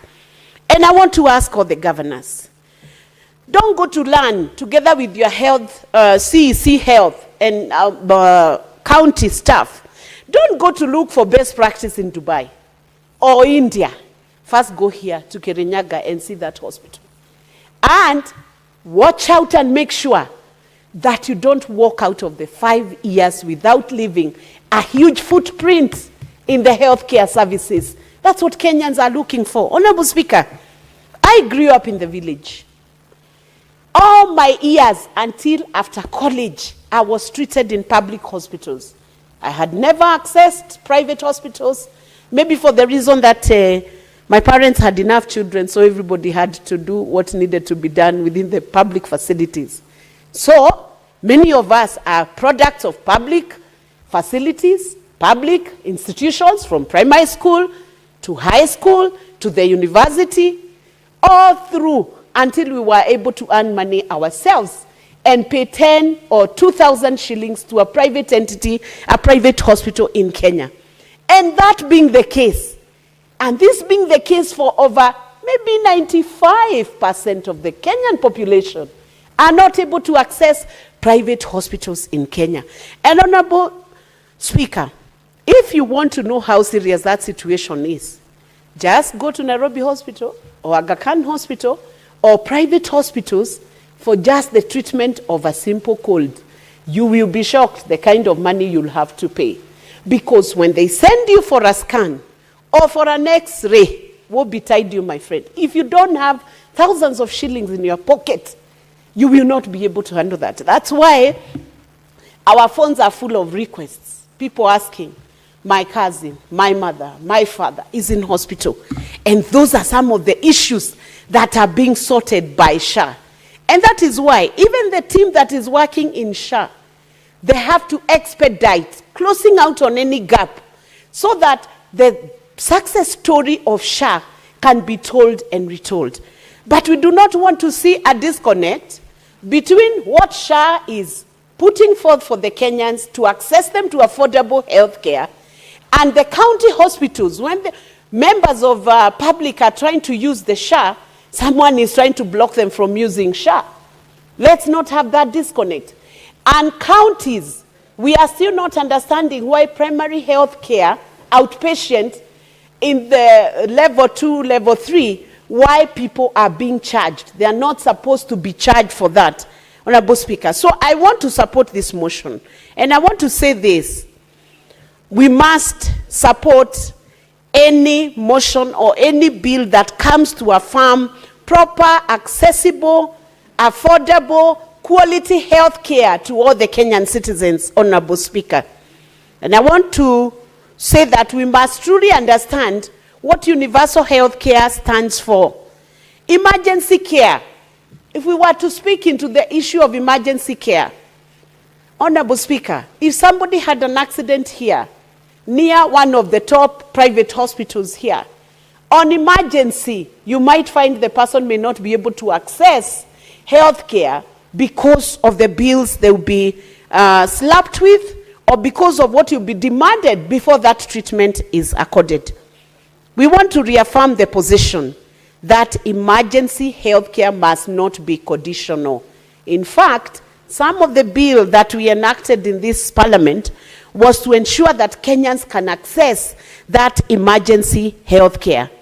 And Honorable Speaker, let me speak briefly on Kenyatta National Hospital, being the top referral hospital in Kenya. Honorable Speaker, this hospital was established very many years ago. I have visited patients in that hospital on several occasions. I want to ask the management of Kenyatta National Hospital, the referral hospital, not Kenyatta University Teaching and Referral Hospital. I'm talking about Kenyatta Referral Hospital, the National Hospital, that, Honorable Speaker, they will need to do something to uplift the standard of that facility. And I want to ask the management, because it is run by a very detailed structure of leadership and management, improve the services in that hospital. There are basic things that can be done to make it look like Nairobi Hospital. Some of the repairs that need to be done, they should be effected. And issues of insecurity within the hospital, I'm happy that has been stamped out. We should not have patients being exposed to risks while they are admitted within that hospital. I have seen a part of it is very well managed, Honorable Speaker. But one thing I noticed is that they are very afraid of any cameras getting near Kenyatta National Hospital. Obviously for good reasons. That first of all, patient privacy is crucial and is key. But nobody should be afraid of the camera if they are doing the right things. There are things that can be done. There are places that can be photoed because you know your hospital, number one, is meeting the hygiene standards. It is meeting all the quality standards that are supposed to be met by a medical healthcare service provider. And Honorable Speaker, we should not allow our hospitals to be very afraid of the camera. They should instead do the best they can to keep the best facility that they can provide for the public, and then wait for the public to give them the compliments. So I want to challenge them, because we have not achieved the optimal health care that we should achieve in Kenya right now. Hospitals must accept to take comments, compliments. They must accept to take any criticism that comes along with it, because it is a matter of life and death, actually. So if I come to your hospital and I feel I haven't been managed properly as a patient, don't feel uneasy as a hospital institute. Take up the comments and see how you can assist the patient. And let me also quote one incident I had one time when I was in the UK, and I needed to access some medical support.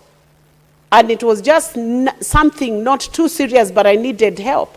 And I walked in and I said, I need treatment, I don't have a cover, I'm visiting, I'm going back home, but I need some painkillers, some help. When I walked in, I didn't know what to expect, Honorable Speaker, but when I explained, I did not even give an identity beyond my name, just my passport, and I said, I'm traveling, I'm here for a few days, and I wanted to see how that facility would work to support me. Honorable Speaker, you give me 1 minute, I finish this testimonial so that we can learn from it. Honorable Speaker, when I walked in, first of all, I was given treatment and the doctor diagnosed the ailment. Please give her 1 minute.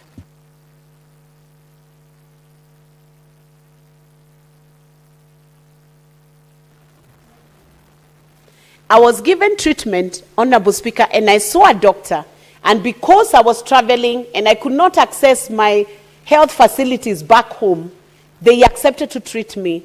When I went to ask how much I was supposed to pay, it was treated as an emergency, and they said I did not need to pay anything. I only paid £11 when I got the medication that I needed to get. What does that teach us? Universal health care. When we say universal health care, the counties must accept that it has to work. And painting hospitals without facilities, without X-ray machines, without scanners, without every equipment that is needed is not sufficient to give healthcare services to our people. Honorable Speaker, with those many remarks, I support this motion with an amendment that we provide referral hospitals both at the central part of Kenya and all the other parts which have been. Senator Newton. Thank you, Honorable Speaker, for this opportunity for me to also be able to add my voice to this motion, which I want to support, Madam Speaker. And Madam Speaker, I may want to say that I was a member of the Committee on Health in this House. And that gave me an opportunity to make several visits to several medical institutions, Madam Speaker. And I remember there's a time that we visited JOTRH in Kisumu County. And when we were dealing, or when we wanted to establish the challenges that they were facing, Madam Speaker, one of the challenges was that they were having a spillover of patients from neighboring counties. That is Vihiga County, sometimes even Kakamega County, Madam Speaker, even Kisii County and Nyamira sometimes, Madam Speaker. And the challenge that they had, according to them, was that the Miaga County resources sent to this particular county were actually being expended on mostly patients that did not originate from the same county, Madam Speaker.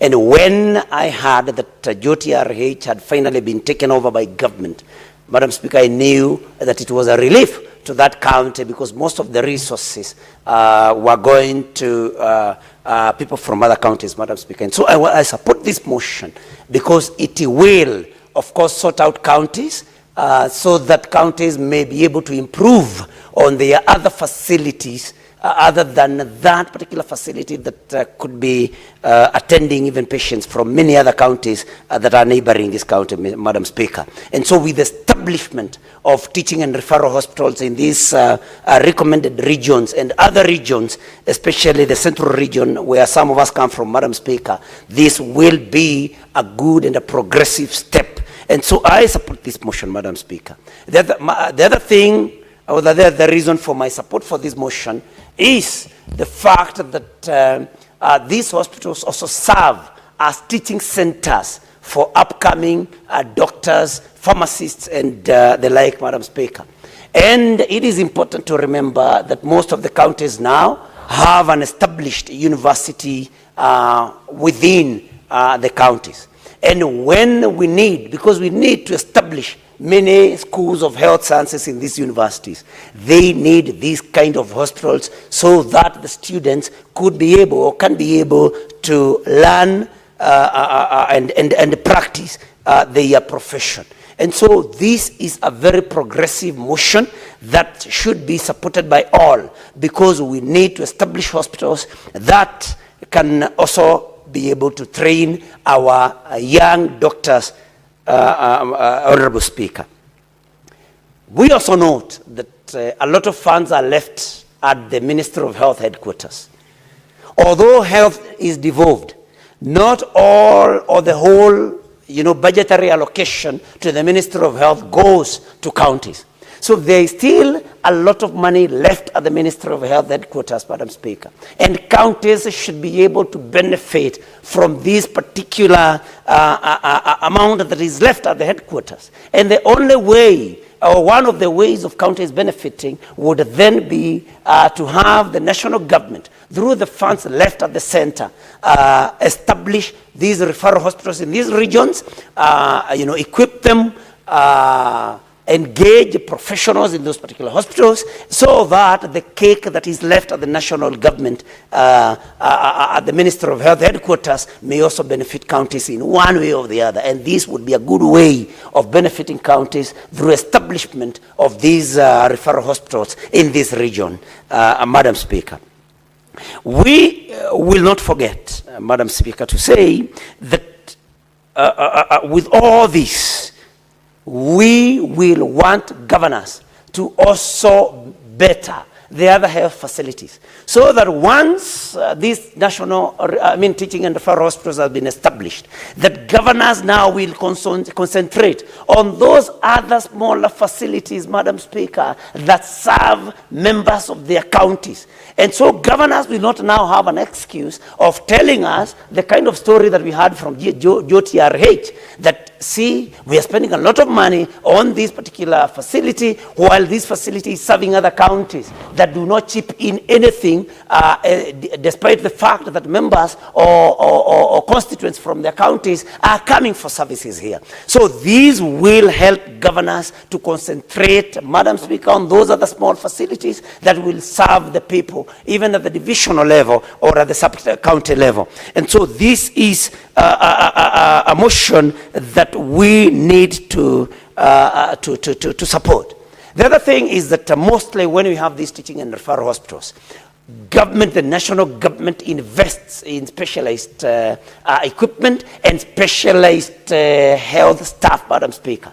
And so when this comes, it will benefit those that may not be able to travel the long distances to the only 3 referral hospitals that we have in the country. And we will have people then benefit health-wise from these referral hospitals that will be so established, Madam Speaker. And so for these and many other reasons, Madam Speaker, I support this motion to have these referral hospitals established in these regions and also other regions in this country, Madam Speaker. I mean, those few remarks, I thank you and I support. Thank you, Madam Speaker.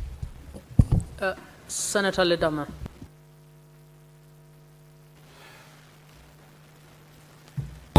Thank you, Madam Speaker. Madam Speaker, I rise to make some brief comments on this motion, which from the onset I'll say it's a good motion, but I don't believe that it's a motion that has been well thought out. And I say that being cognizant of the fact that health is devolved, but if you look at the budget of 2025-2026, the Ministry of Health had initially requested for an allocation of about 426 billion, and they were given 132.4 billion. Now, if you look at the 132 billion that has been given to the Ministry of Health, what the Constitution says is that the national government shall be responsible for the following areas when it comes to the issues of health. One is the national policy. Number two is national standards. And number three is referral hospitals. Madam Speaker, I do not see the reason as to why a motion should be drafted to now call upon county governments. And this is why sometimes I think we need to be very thorough in terms of our research so that we know exactly what we're talking about. If the Ministry of Health, headed by Honorable Duale, is already receiving 132 billion shillings just for policy, for national standards, and for a few referral hospitals which are available in the country, which is money equivalent to 10 years allocation of my county of Narok. And now you come up with a motion that says that the county government to allocate more funds to their respective health dockets to adequately facilitate their county level 5 and level 6 hospital in order to enhance provisions for critical health services and reduce the demand for such services from the National Teaching and Referral Hospital. What exactly are you saying? Already, you've given counties very little money. You've given my own county of Narok so little money that it cannot even cover the 1.5, 1.6 million people that reside in the Narok County. You're telling them, take that budget, instead of the regular 30% that the county allocates to healthcare facilities, you're now asking Narok County to allocate 50 or 40% of their budget. Yet you're retaining all the money in the Ministry of Health. All the money in the Ministry of Health. In fact, the first thing we should be saying here is that this number 2, which I completely do not agree with it, and I want my colleagues to be reading these motions carefully. When a motion is brought, don't just support a motion because it sounds good. It sounds good for us to have health referral hospitals in every region. Of course, there's no doubt that if we had a situation whereby county governments were given more money and referral hospitals were built, it will lessen the burden that Kenyatta National Hospital is already facing. Now, if you want to convince me on this motion, first of all, allocate more money to Kenyatta National Hospital. Kenyatta National Hospital, out of the 134 billion shillings that has been allocated to the Ministry of Health, 18.1 billion is what has been given to Kenyatta National Hospital, and 1.75 billion that is given to their doctors. Madam Speaker, we need to be practical. We cannot just be debating motions here which will not help this country develop. If we are talking about coming up with policies that will enhance proper healthcare in county levels, develop county level 5s, level 5, level 3, level 2 hospital, and putting more money in primary health care, I'd be the first one to clap the hands. But I'm not going to stand here and say I fully support this motion, when I know very well that where the government is going to be looking for money is by denying counties money and giving more money to the Ministry of Health. I completely disagree with giving more money to the Ministry of Health to build referral hospitals when a lot of the money that is given to them, they have very little to show. Very little to show. I want more money to be allocated from the Ministry of Health to Kenyatta National Hospital. I want more money to be allocated to Eldoret Referral Hospital. Before we can even start talking about building new level 6 hospital, and we do not have money. Madam Speaker, a good governor, a former governor, friend of mine, who was a governor of Kakamega, was very ambitious. You know, he built a huge hospitals, which ended up becoming a big elephant project. Recently is what I heard that the ministry was taking over that project. Let us not try to chew, to bite more than we can chew. Let us learn to live within our means, Madam Speaker. No wonder, Madam Speaker, the IMF today is fighting so much to devalue the Kenya shillings because they do not want Kenya to be able to have a favorable balance of trade. These are things that we have to be objective in looking at them, Madam Speaker. I would be very happy if we had hospitals that work, if we had a healthcare system that works. But when we are still struggling to be able to make sure that SHA works well, to be able to make sure that our level 5, level 4 hospitals are fully equipped, and they are able to, we are able to train more nurses to be able to provide healthcare to our people. You know, if we were able to do that, I would be the first one to say, okay, we've succeeded here. Now let us move and start saying, calling for level 6 hospitals to be built in all regions. Madam Speaker, it is not just a building that means that people are getting better health care. It is not. It is the quality of service in those hospitals. Can we first improve the quality of service in level 3s, level 4, and level 5 hospitals in our own counties before we start saying, let us bring another big monster? Soon, what will happen, Madam Speaker, is that money will be sent to level 6 because everyone will be bypassing level 5, level 4 hospitals, and level 2 hospitals. Let us try to improve our primary health care first before we try to say, okay, we want to lessen the burden in referral hospitals. Yet that burden in referral hospitals of having many people being referred to is because our level 5 and level 4s are not working. So, Madam Speaker, I don't support this motion. I'm now fully convinced that I do not support it. I will only support this motion when I can be told that the 134 billion shillings that we sent to the Ministry of Health to be able to develop same standard, national standards. Number 2, to support Kenyatta National Hospital and to support Eldoret Referral Hospital, you know, and also to come up with policies is actually working. Currently, it is not working. Let's call a spade a spade. It is not working. The moment we pass this motion in this House, Madam Speaker, you will see in the next division of revenue, there will be less money going to counties. Why? Because Senate has said, let us build more referral hospitals. The Ministry of Health and the Ministry of Treasury will say, gentlemen, in the last financial year, the Ministry of Health had requested for 426 billion. When they requested, we cut it down to 132 billion. We did that because we did not have money. But now, gentlemen, distinguished senators, you've come up with a beautiful proposal that we should build referral hospital. That means, and also on top of that, you've told counties to increase more money on their budgeted for the healthcare docket to the healthcare. So now we need more money, which means now we will reduce the money that is going to go to county governments. We need to be realistic. there's something called intended and unintended consequences. The unintended consequences of such a motion will spill doom to our counties.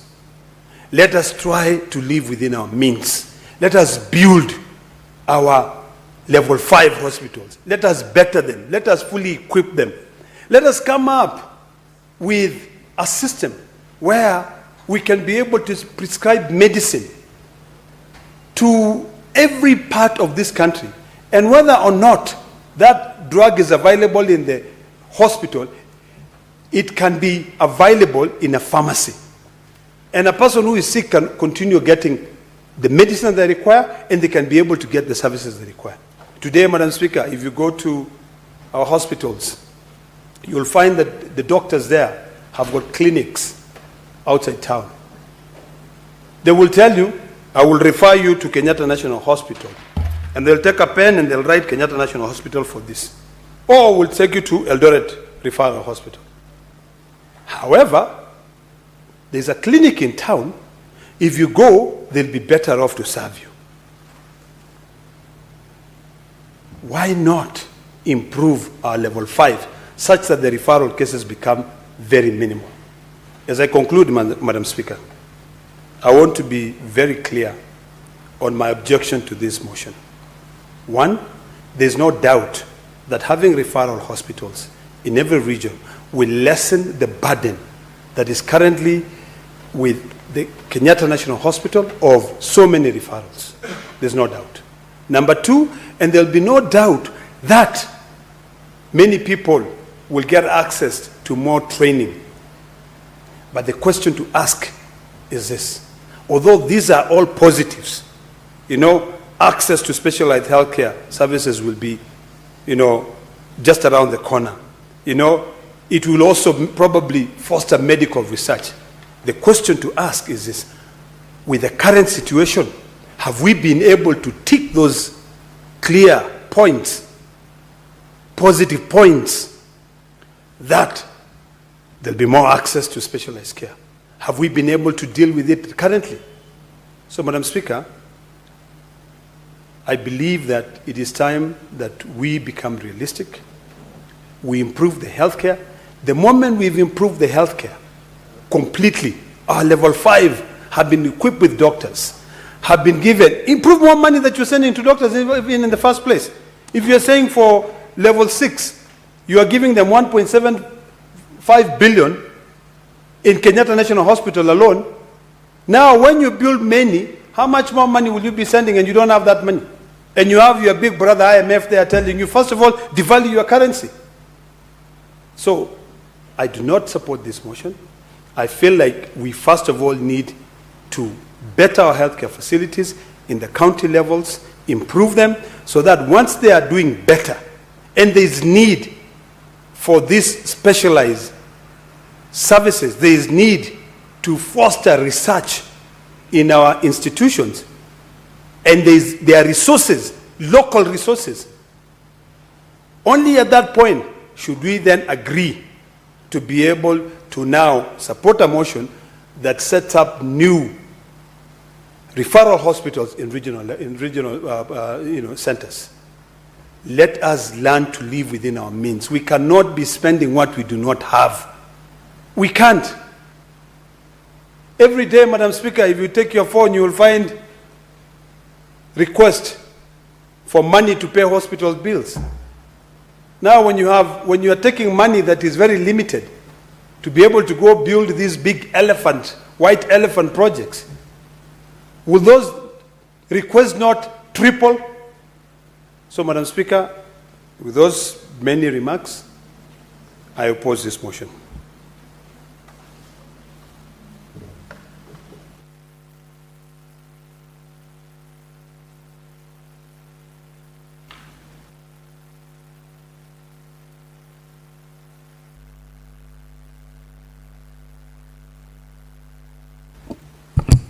Senator Lominen.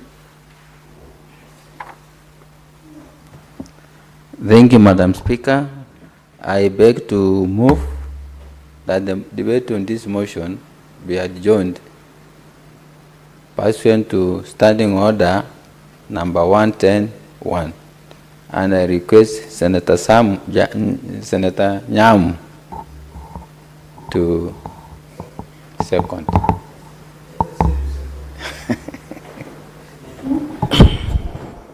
Madam Speaker, I second. Honorable Senators, I propose the question that the debate on this motion be now adjourned. I put the question that the debate on this motion be now adjourned. Will as many as are of that opinion say aye? Aye.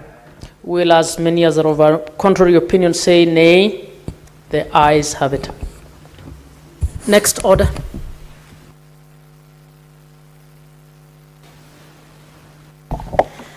Order number 16, motion.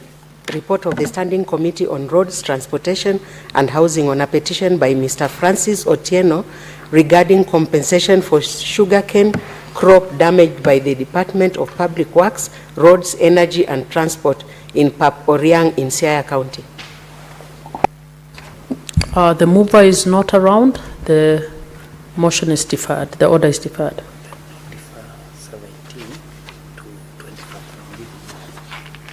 Honorable Senators, we will also defer orders number 17, 18, 19, 20, 21, 22, 23,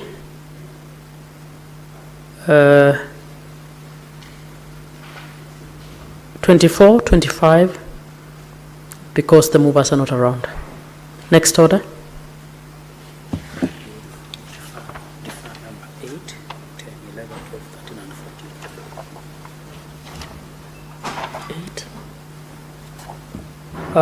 Honorable Senators, we also defer orders number 8, 10, 11, 12, 13, 14, because the movers are not around.